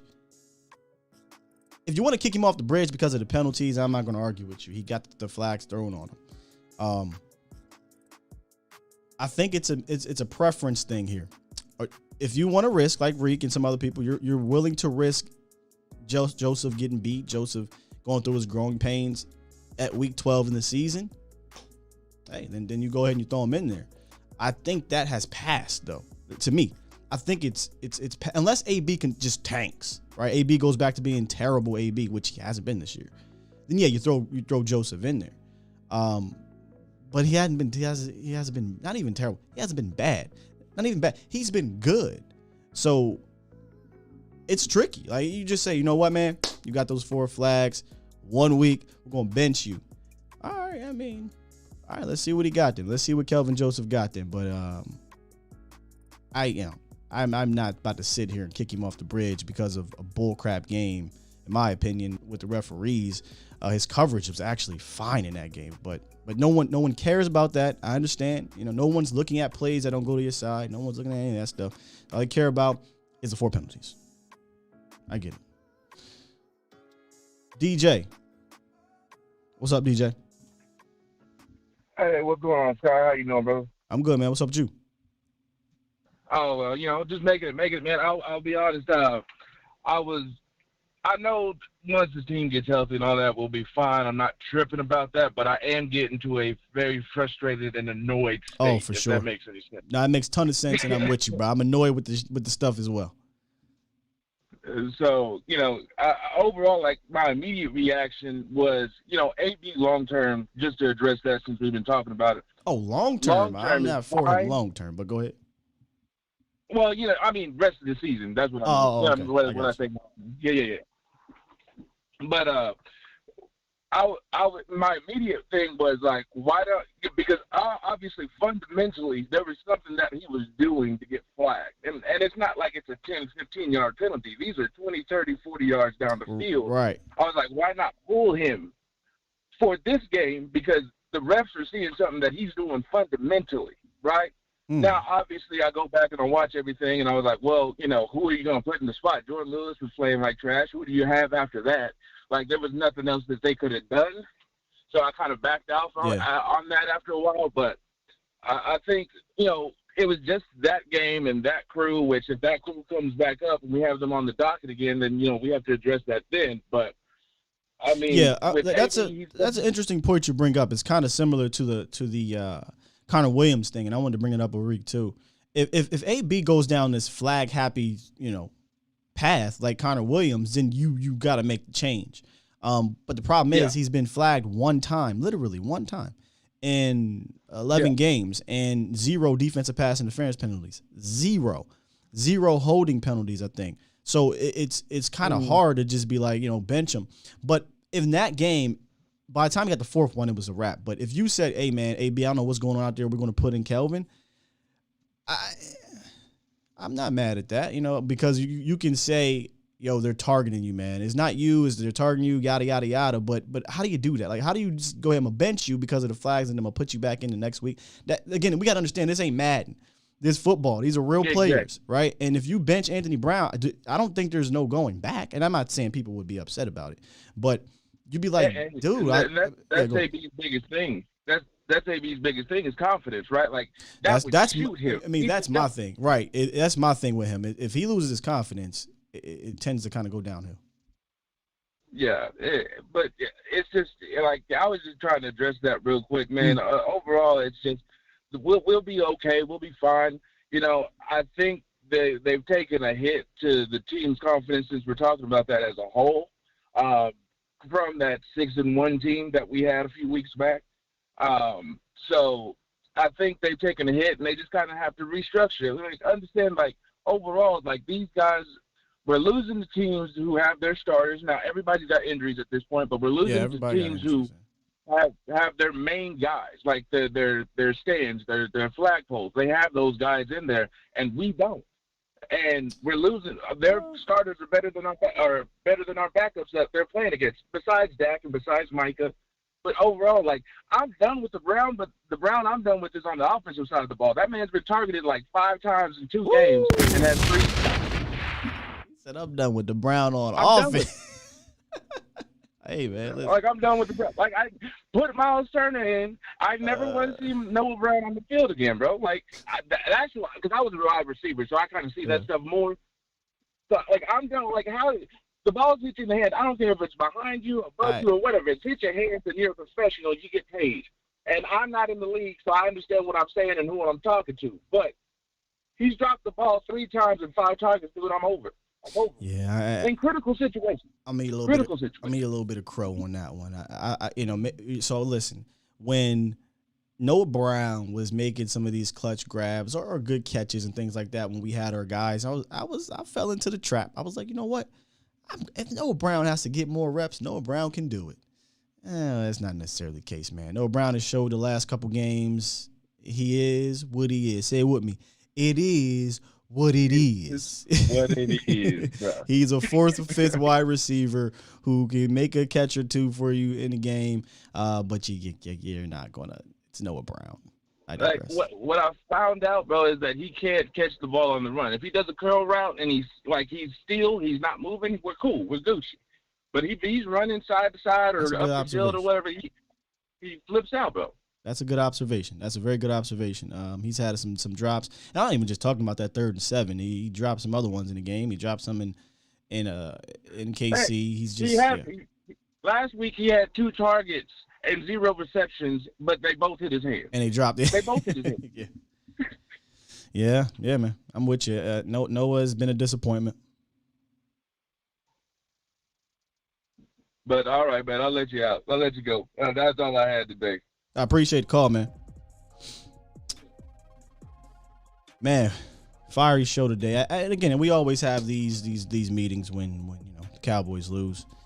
Some people want to see Turner in the ball game. I mean, if we're keeping it a bean, Malik Turner, if I'm not mistaken, has actually had some wide receiver success in his career. Not a ton. Not like he's been a 1,000-yard receiver or anything like that. But in Seattle, I thought he was called upon 1 year. And, it was 1 year. 22 targets, 240 yards. So he played in 15 games. Sorry, he hasn't really been called upon that much. But I'm with whoever said it in the chat, man. If we're without Lamb, without Cooper, I kind of want to see Malik Turner, what he can do. Somebody said Semi Fehoko. Why not? I mean, at this dang on point, what are you losing? Now, Noah Brown knows the offense and things like that. He does make some catches, but I don't think Noah Brown has stepped up. I don't think he stepped up. Oh, my bad. Hold on. I gotta get my guy James in here. I didn't even see you in here, brother. James, what's going on, good brother? Sky! Oh my coming in with the fire. Man, hold on. First off, if anyone has never seen it rain with the sun out, just go outside and look up, then pull up the Dallas Cowboys app and see the breaking news. Because it is raining in Dallas right now. Indeed. Oh, my goodness. Up to 8 people tested positive for COVID, including freaky Mike McCarthy. Hold up. So there's more than Mike McCarthy on top of – I mean, we saw Steele and the other coaches. There's more that we don't know about? Oh, man. It's up to 8 people. Hey, It's up to 8 people, man. But oh my goodness, this is because we've been talking a lot about Anthony Brown and all that, and Jay Lewis had a bad game. Yeah. I think when we go back and we look at that tape, 2 things we're going to see. We did not get a pass rush. Consistently throughout the game on Thanksgiving Day.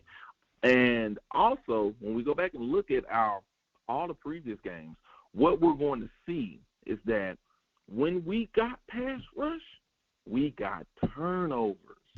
You see, so I mean, that was the missing link right there on our defense. Pass rush, and that goes back to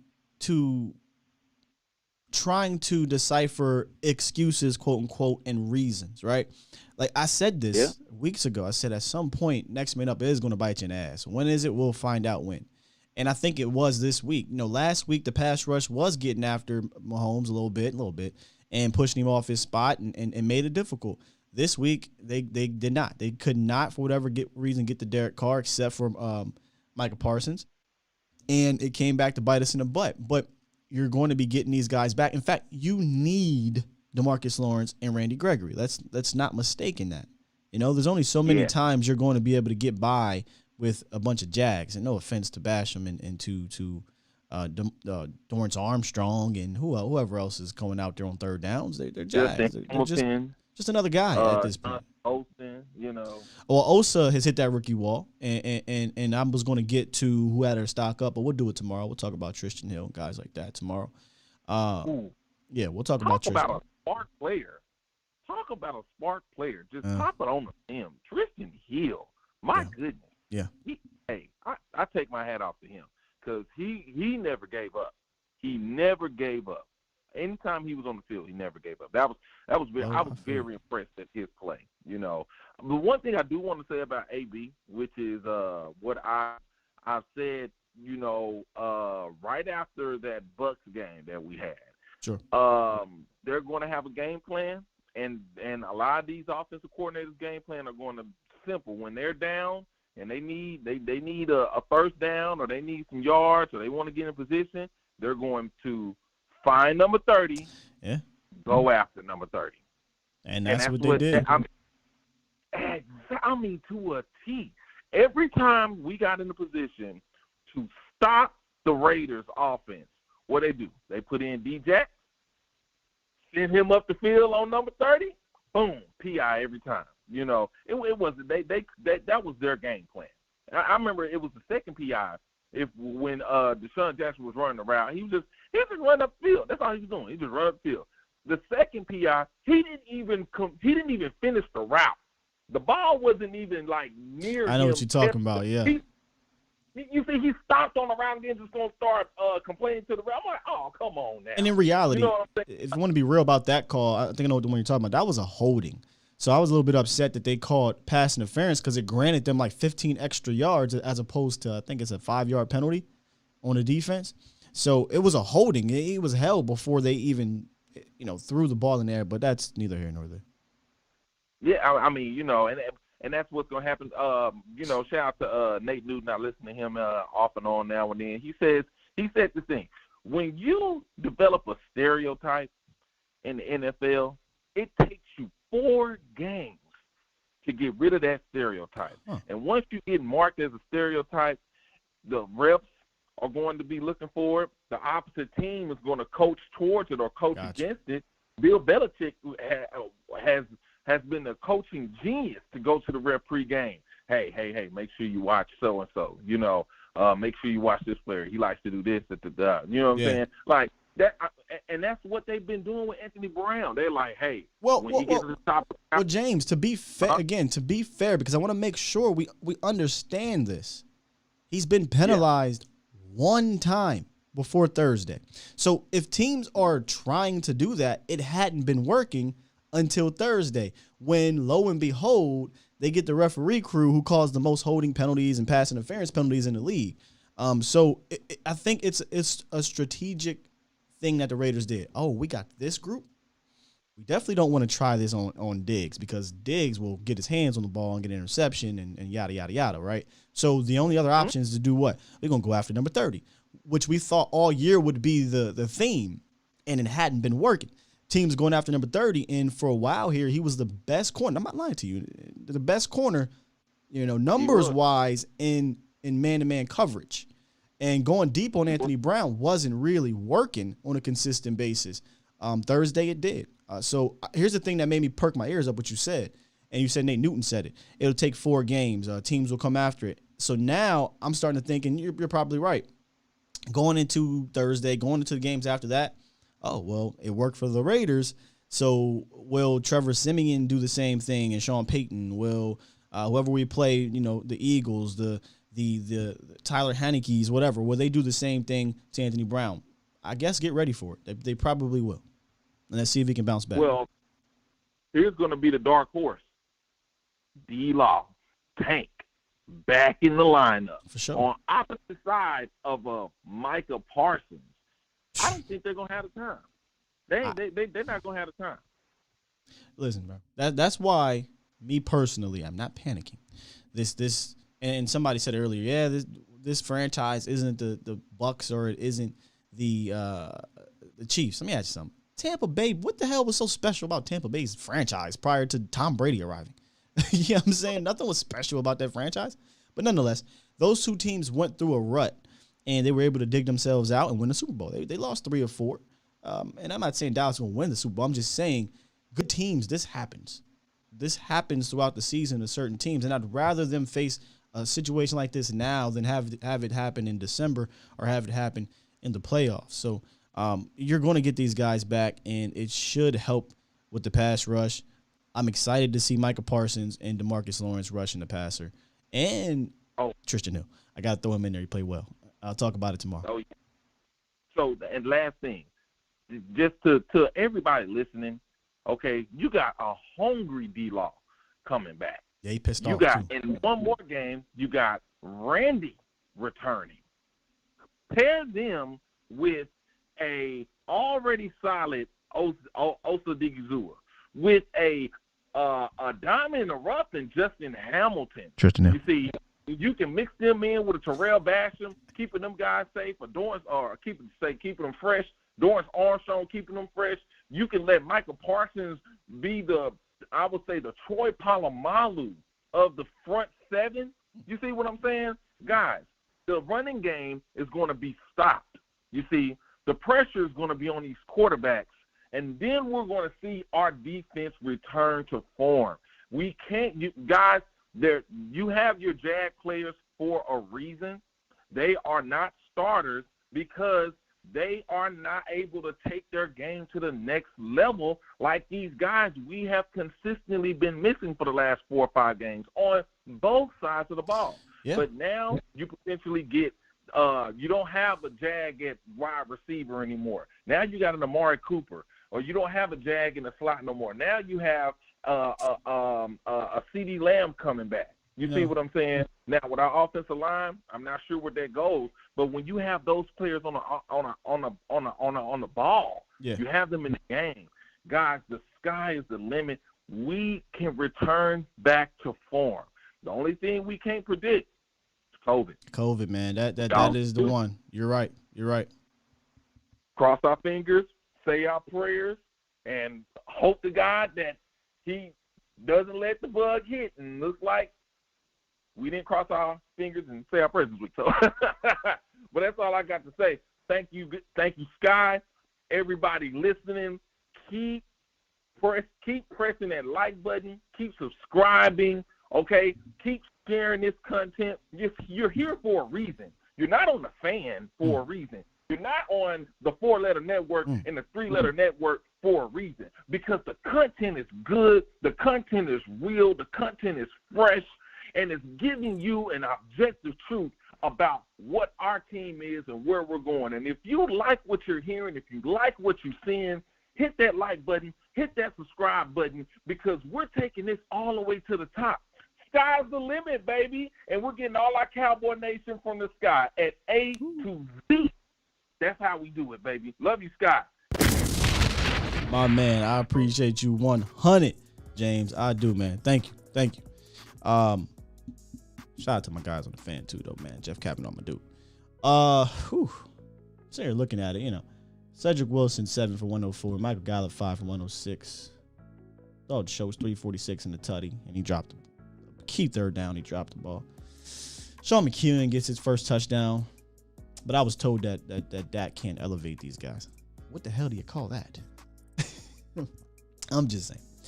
All right, man. I think we might want to end it with the old head because we're getting a lot of calls, man. Old head, brother. Wondering. Happy Thanksgiving. Happy Thanksgiving to you, Sky. Listen, yeah. This is still going to be a positive Monday. You taught me that several weeks ago when I was negative about some stuff, and you kind of climbed on my butt about that. But, I have been sitting here for a while, then my dog jumped on the phone and cut me off, and I was able to get back in, thank goodness, and wait a while for you, and I appreciate you getting me on. But today's positive for one reason only, and that is the fact that I have agreed with almost 100% of what you have said rather than arguing with you about a lot of different things. And I've got a whole bunch of points, but it's coming down to one main thing. Let's go AB. We've known since week 1 that AB was going to be targeted because Diggs was the man, and they found out the hard way the first few games you can't throw at Diggs, and they didn't throw at him Thursday. They threw at AB, and 2 of those 4 penalties were total BS. We know that, and should have never. I mean, when you've got somebody in a headlock, they can't turn around, and that's obvious. That those pictures are there. And I guarantee you the refs are on the carpet today getting chewed on because of what happened. And the anytime you have the owner of the team, the head coach, and several of the leading players all risking fines with the league, and Goodell may agree with them, but he's still going to fine them because he's got to get his money for his Cadillac. And he's going to still fine these guys for talking noise about the refs. But this is the worst refereeing job we've seen since week 1. Oh, by the way, it's the same crew. So what a surprise. But AB, I think, is going to be fine. I would not change a single thing out of our top 3 corners. I think J. Lou is playing his brains out this year. Diggs is, if he's not Defensive Player of the Year, he needs to be. But AB, I think, is going to get better. All this crying about AB reminds me, and, you roll your eyes when I go back into the old ancient times, but back when Charlie Waters and Cliff Harris got here, Cliff Harris was a lock when he got in. He was a rookie starter. He knocked people out, and he played well as a safety, and he was, there was never any question. Charlie Waters, they played him at corner for a few years. And they kept trying to make a corner out of him, and he failed miserably. And then when they finally smarted up and Landry moved him to safety, all of a sudden, the last few years, he was the leader of the defensive backs, and they called them Charlie's Angels, if you remember that, or you may not. Of course, I don't remember that. We had Dennis Thurman. Dennis Thurman came in, and a couple other guys, and they really – They made something out of nothing because Charlie was back there with his leadership. It was Charlie's Angels. Appreciate the history lesson.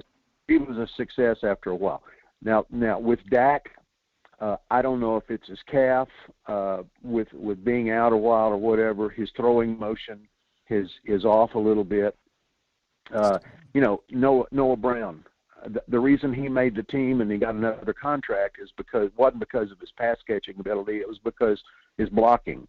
He's the only wide receiver we had for a long time that wasn't afraid to stick his head in there and knock somebody's private parts in the dirt. And he wasn't afraid to do it, and he still isn't. It's that Ohio State mentality. He'll get in there and knock your head off. So, and when he got a chance, he made some good throws. If you get him up in the air where he can go up for him, he's not afraid to give up the rib cage. So I think Noah is fine as a backup, as a 4 or 5. He's going to be great. We need, whenever you, like you said earlier, if Coop and CD aren't on the field and Dak's not used to throwing to some of these guys, the throws are going to be off a little bit. I think that's coming back. But one more thing, saying Pollard is the man and Zeke isn't going to make it. Zeke's got to get healthy again. Pollard can't take the beating of an inside runner 100% of the time. Splitting runs between those two guys is good. Tony can stay healthy that way. Why they didn't pick up Philip Lindsay when they had the chance, maybe his contract was too big. I don't know the details. They had an opportunity to get him from the Texans. They didn't. It was a before waiver. They signed, he signed somewhere else, but they had 24 to 48 hours. To sign. You gonna let me talk? I'm sorry. Go ahead. Go ahead. Okay. I'm just trying to get to my last point because I know you're at the end. But you're wrong. I'm trying to tell you why they couldn't. About Philip Lindsay. It was a waiver situation. Dallas Cowboys are not at the top of the waiver order. The Dolphins were. So they put a claim on him, and they had a chance to get him. Is that how he got picked up? Yeah. Because I thought they were waiting for people to trade for him or something. No. I don't know what the deal was. He got picked up, and I keep being from Palestine, I keep saying, hey, for a while out there, Adrian Peterson was available, and then he got cut for whoever picked him up, and he's still out there, and he's still got wheels, believe it or not, after all of his years. I don't think the Cowboys want to give him a chance to run up any more yards, getting him that much closer to Emmett, though. And I know that's kind of a cheap way to look at it, but I would like to see AD get a chance to finish his career in Dallas because I think he could help the team, and he's still got speed. You get him out on a quick, screen, and he can do some damage. But the bottom line is this. We're coming up Thursday night now with McCarthy out, with Joe Philbin out, with all the other assistants out. I mean, they probably got, Moore and Quinn in a lockdown situation somewhere where neither one of them hopefully can get sick.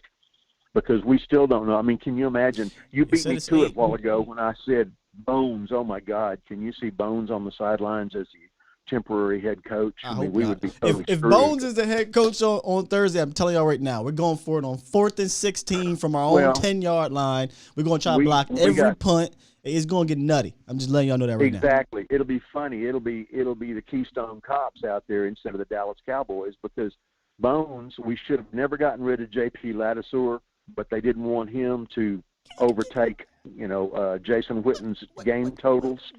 They brought J.P. Lattisour. Listen, man, when that happened in the offseason, I'm sorry to cut you off, but I got to. Everybody was going crazy. Oh my God, they cut J.P. Lattisour. The snaps have been fine. Okay, he's a long snapper. Okay, but they didn't. My question about the center is when you've got an all-pro. Center. He's a long snapper. The long snapper is what I'm saying. He's been in that position for 14 years, and before that it was the other guy that was a friend of Aikman's that was in that position for 15. They have a history of putting good guys in that position, and he was doing just fine. They didn't need to get rid of him and bring in Bones' buddy from the Rams. Is a Pro Bowler long snapper too. I'm not doing this. We're not talking about a But what I'm saying is that it was not necessary to make that change. It doesn't matter. It wasn't needed. But the bottom line is this: we're at a crossroads. Okay, and I hate to put that much emphasis on the New Orleans game because from now on out, other than the Cardinals, what do we have besides NFC East opponents? I'm not looking at a schedule. I think that's it. It's just New Orleans, and you're right. I think it's just New Orleans and the Cardinals, New Orleans, got the Arizona, NFC. and with Arizona, the youngsters out, the Allen football guy, and they got Colt in there playing quarterback, but Colt can beat him. He beat him when he was with Washington. You do know you're kind of all over, right?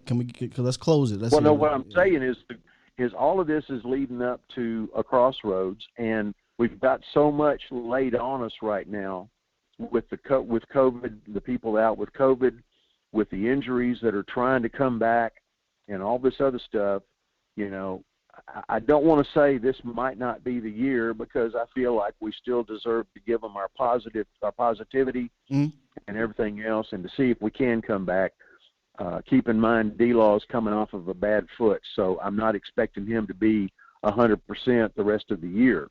Randy Gregory, I think, will be a big hope, and Micah can do some good. He's been doing good, but, Micah the other night was the only thing we had basically on a pass rush that was consistent.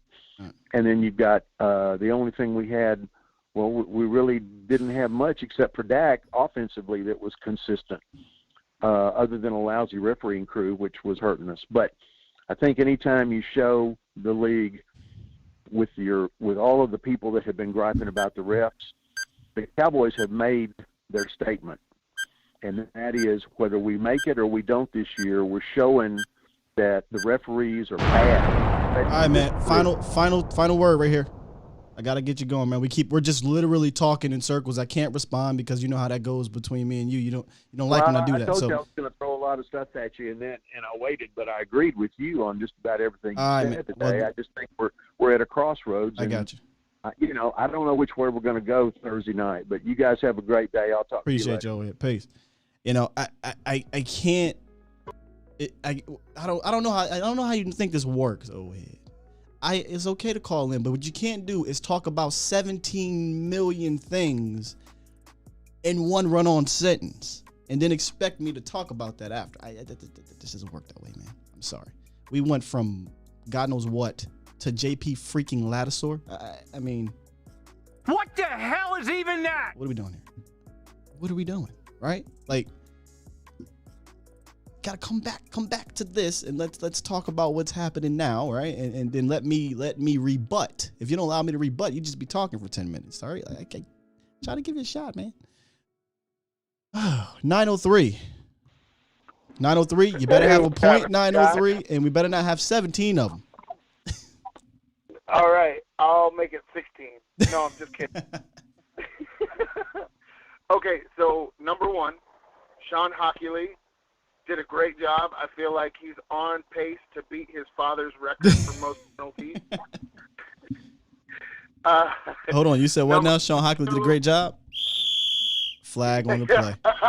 You just got a flag. Personal foul. Talking about the referees. Yeah. Dude, they're gonna send me a fine. I get it. But number two, I feel like a lot of noise has been talked about AB. I mean, dude, the guy's been solid. So we're gonna leave it at that. And what else did I want to talk about? I feel like I was listening to old head talk so much I forgot everything I was gonna say. Oh, Micah, gotta get that man on that line. Like, I'm really, really excited that we're getting D-Law and Neville Gallimore, Randy Gregory back. So I think we'll be able to see Micah do more lining up on the at the linebacker position. Yeah. But also kind of change it up a little bit whenever they shift D-Law or Randy Gregory into the inside and send Micah on the outside. So I'm really excited to see what our defense can do with those three key pieces on the line. But I also wanted to give a mad shout-out to Tristan Hill because he played his ass off on Thursday. Yes, he did. Yeah, dude, like, I kind of wish we had a family barbecue today because he would have been at the table. He would have. I mean, but he's in my stock up. I was going to get to it today, but again, this is kind of that family meeting. We all venting and whatnot. Tomorrow I'll get to the stock up, and he's going to be featured. I'm going to just tell you that right now. He'll be featured. Yeah. Well, the last thing I wanted to touch on was it's a conspiracy theory, but that year that Zeke got suspended for those 6 games, and Jerry went after Roger Goodell, saying that what Bob Kraft did to him during Deflategate is nothing compared to what Jerry's going to do to him. Like, I can't help but feel like ever since that moment, the refs have kind of been messing with us. Like I can't help but feel like that plays some significance. It probably does. It probably does, but I've always felt, and since I was a Buck, I've always felt the referees had it out for the Cowboys. At the time, being a kid, I didn't know the history of Jerry Jones in the league, like that battle, until I got to be like a teenager. But I definitely do think the Ezekiel Elliott situation may have ramped up the front office's, or not the front office, the league office's vendetta against Jerry. Make no mistake about it, man. They don't like him. They respect him. They realize he waves a big stick in the league, but I don't think they like him. When you sue the league, I don't think you just whatever, you sued us, everything's good. So, and then the Ezekiel Elliott thing I think was to make a statement, to make a point. You're the Cowboys, so what better team to make a point at, right? And we haven't seen that really hold its weight since Ezekiel Elliott. I've seen a ton of cases just like it. But have you seen anybody go on the exempt list? Have you seen anybody suspended for 7 weeks? Have you seen that yet? No. I mean, other than Leo Collins recently, like. Well, I'm talking about. I'm talking about for the domestic situation. Oh yeah, no. You're exactly right. Like, but another point to that is like Jerry has been the one that's been like staunch on blocking Roger Goodell's contract extension. So, I mean, that's some food for thought, man. I don't know if it's all true or not, but yeah, it seems conspiratorial. So, good luck sorting all that shit out. Yeah. Hey, dog, appreciate the call, man. Always a pleasure, guys. Thank you, man.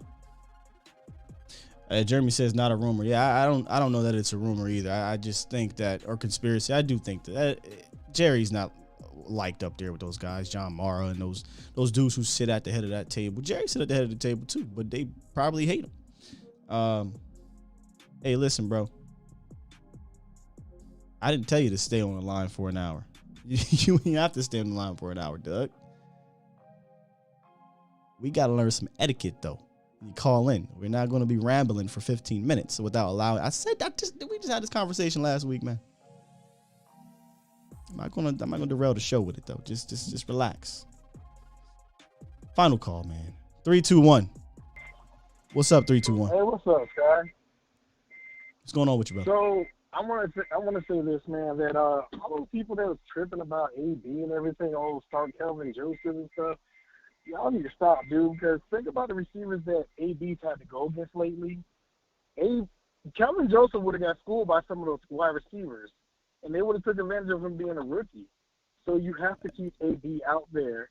Let Kelvin Joseph learn while he plays against Amari and CD every week. Then next year's the year you're going to let him start to play more and more. Now, as far as that goes, I'm going to keep it real and keep it 100. Dak played bad the first part of the game. Then as the game got going and he started getting going. What? No, I'm saying bad? Like it wasn't okay. The offense as a whole played bad during the first half, and then the game started getting going. Okay, the offense started playing better. Okay, let me tell you what Dak did though in the first half, because a lot of people have this I think they suppress this memory. Dak Prescott was 11 for 17 for about 150 yards and led 2 touchdown drives in the first half. How on earth is that bad? The score was 17, or should have been 14, but 17-13 at halftime. I get it. I said this before. Dak was not perfect in that first half, or in a game in general, in a game where he probably had to be perfect for most people. But I'm just trying to figure out how 11 for 17 and you lead 2 touchdown drives in each quarter is bad for roughly 150 yards, roughly about 143, I think it was. So did he make every throw? No, he did not make every throw. But I mean, I don't know, man. I'm not trying to be like, oh, you're just saying Dak because you like Dak Prescott. It's not even that. I sat on here and said he played terrible against the Broncos. He played terrible against the Chiefs. If one of the first things coming out your mouth, not you, but as a fan, is, oh, Dak Prescott wasn't blah, blah, blah, blah, blah against the Raiders, again, I offer you my glasses, man. And that's why this is called After Further Review, because when I went back and watched, I'm like, where is this bad play in the first half that everyone is talking about? But I digress. Well, I'll put it like this. He didn't play necessarily his best half in the first because we've seen Dak up and we've seen him want to just like tear somebody a new one. But when That's you don't, what I mean, when like, you have fourth and fifth wide receivers as your go-to, right? Shouldn't you expect that your offense is not going to be the same? Yeah, and honestly, that's on Kevin Moore to call a better game plan. They're going to scheme around the fact that you don't have the receivers that are as talented as Amari and CE. I feel like he didn't really utilize Gallup as much as he should have in the first half. I felt like I felt like Kellen could have used Tony Pollard a little bit more in the passing game. Get him on some wheel routes, get him on some curl routes and stuff like that. Get him going. Tony, I mean, because Zeke, he's banged up, man, and you can't expect Zeke to want to play like this all-world beater because he's a battling ram now. He's not this breakaway running back no more, and Zeke he needs the rest. That's my honest opinion. I think Zeke needs to get a little bit of rest, maybe take a game off, rest that knee up, rehab, stay off of it, because we're going to need him for the long stretch, especially if we have to go somewhere like Green Bay. Yeah. Yeah, Kellen deserves some criticism over these last 3.5 weeks. Kind of maybe being stubborn, or Mike, whoever the call is to feature Ezekiel Elliott when he's clearly hampered, deserves to be criticized. He's clearly hampered. He needs to sit down, and we talked about at the top of the show. I wonder if he does. He's saying he's going to try to fight through it. Him fighting through it, to me, is just being a detriment to this team. He's hand the ball off, put your head down, and fall forward. That's what Zeke is. When he was at his best, though, when he was healthy or what have you, he was making jump cuts. He was breaking tackles, right? He was getting some big runs. He's not doing that right now. Yeah, and just one of the last things that I just wanted to address is I really did not like the fact that they were switching Leo Collins and Terrence Steele like it's supposed to be some type of situation with Danny White and Roger was and stuff like that. You don't switch. That's not no commodity. I mean, sure you do that in practice, but you don't do that in the game, man. That's just away from the momentum of the team because one of them may be playing worse than the other one, and musical chairs, man. This is it's a live game. You can't do that. Yeah. Breaking up a little bit there, brother. All right, final words. No, I was gonna say, man, I appreciate your show, man. I love it, and you have a good day. And I hope your Thanksgiving was awesome, man. Thanks, man. I hope yours was as well, brother. Sky and his stats, says Nobo. Brother, do you understand they exist for a reason? Go back and watch the game. I did. The show's called After Further Review for a reason.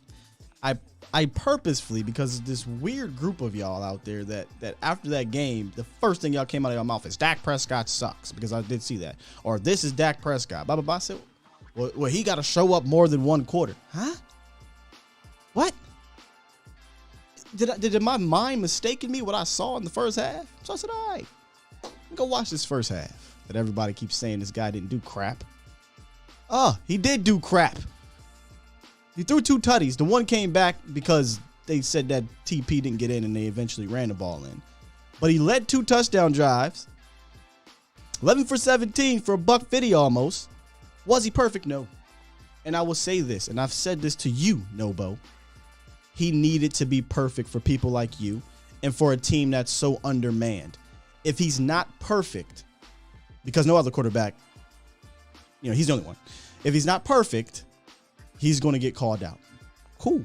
Call him out for not being perfect. But if you go back and watch that entirety of the game, the one throw that I have no argument about that you could say, yo, he got it. Game's on the line. 3rd and 7 in overtime. Rolling out with Noah Brown floating, and he threw it behind him. There's nothing to say about that there. You got to make that play. You have to. But how on earth do you come out of this game and the first thing is Dak Prescott? What?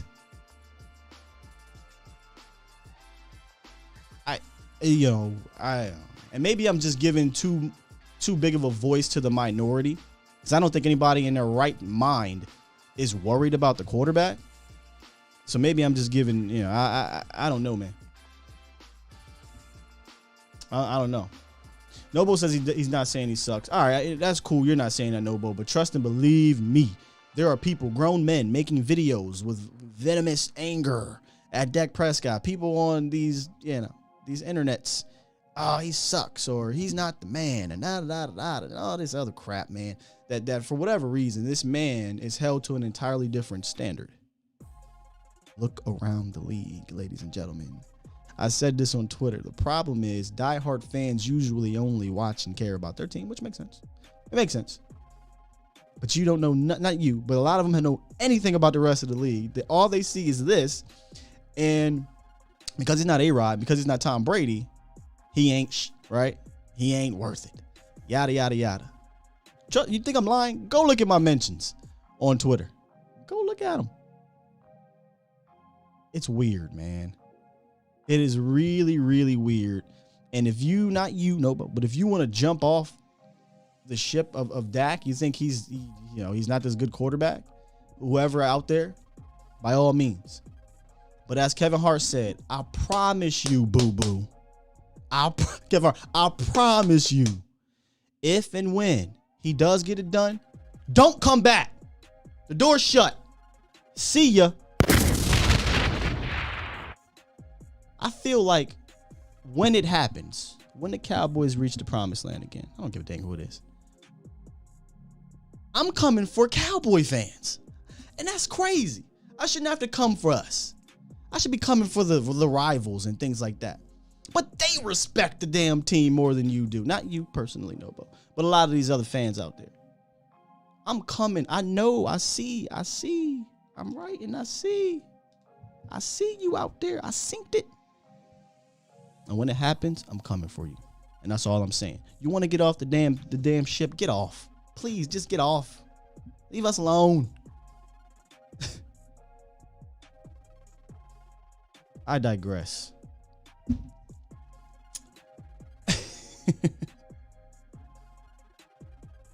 And there goes my computer. Like, look, my computer's over it. All right, man. We're gonna wrap this thing up. Tomorrow. So today I was gonna bring up the stock up, but tomorrow we'll talk about some of those, who did play well in that game, and we'll feature them. But we got to get right on to the Saints, right? The Saints are Thursday. Should have Okoye back Wednesday, and maybe we'll look into the Saints offense tomorrow. Look into the Saints offense, possibly, but I do want to get into some of our players that did play well. Today, the day after the game is usually about venting good or bad. So we did that. Right?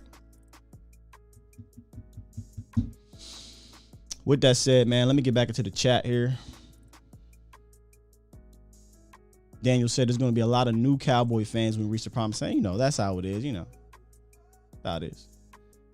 I wouldn't pick anyone else in the league but our Q, but I got a critique in a few throws. Oh, for sure, Nobo. I mean, it wasn't perfect. I told you that. He was 32 for 47. Like, he missed 15 throws. So, that's 15 incompletions. He wasn't perfect, bro. And he missed the main one at the end of the day, at the end of the game.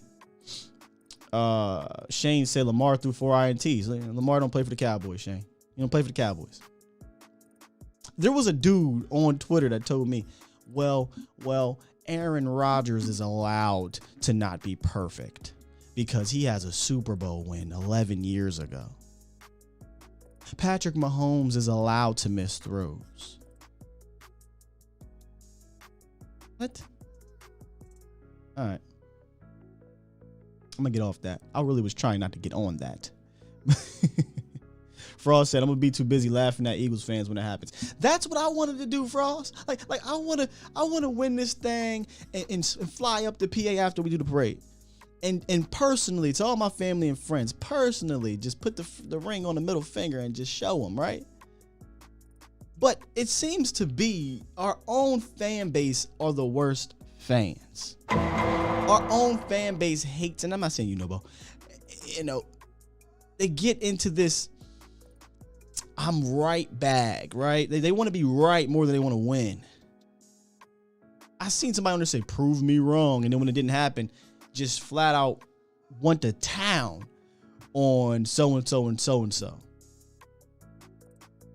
Frustration is okay. I totally understand that. We're going to critique. We're going to talk and all that stuff. But be real, man. I mean, just be real. And if you're coming on here saying your quarterback sucks, I don't even want to discuss football with you. Because if he sucks, there's only 3 good quarterbacks in the entire league. And with that said, I'm going to press this dang on button because I didn't want to be on this thing forever. And I ended up doing it, man. Appreciate y'all. Come on back tomorrow morning. We'll wrap some more about this. We'll put a bow on this game. And maybe talk about some good things that came out of it in regards to individual players. And then we'll look forward to the Chiefs, man. Look forward to the Chiefs. Appreciate y'all. We out. Peace. And as always, shout out to my guy, Stevie Mack, the mod god.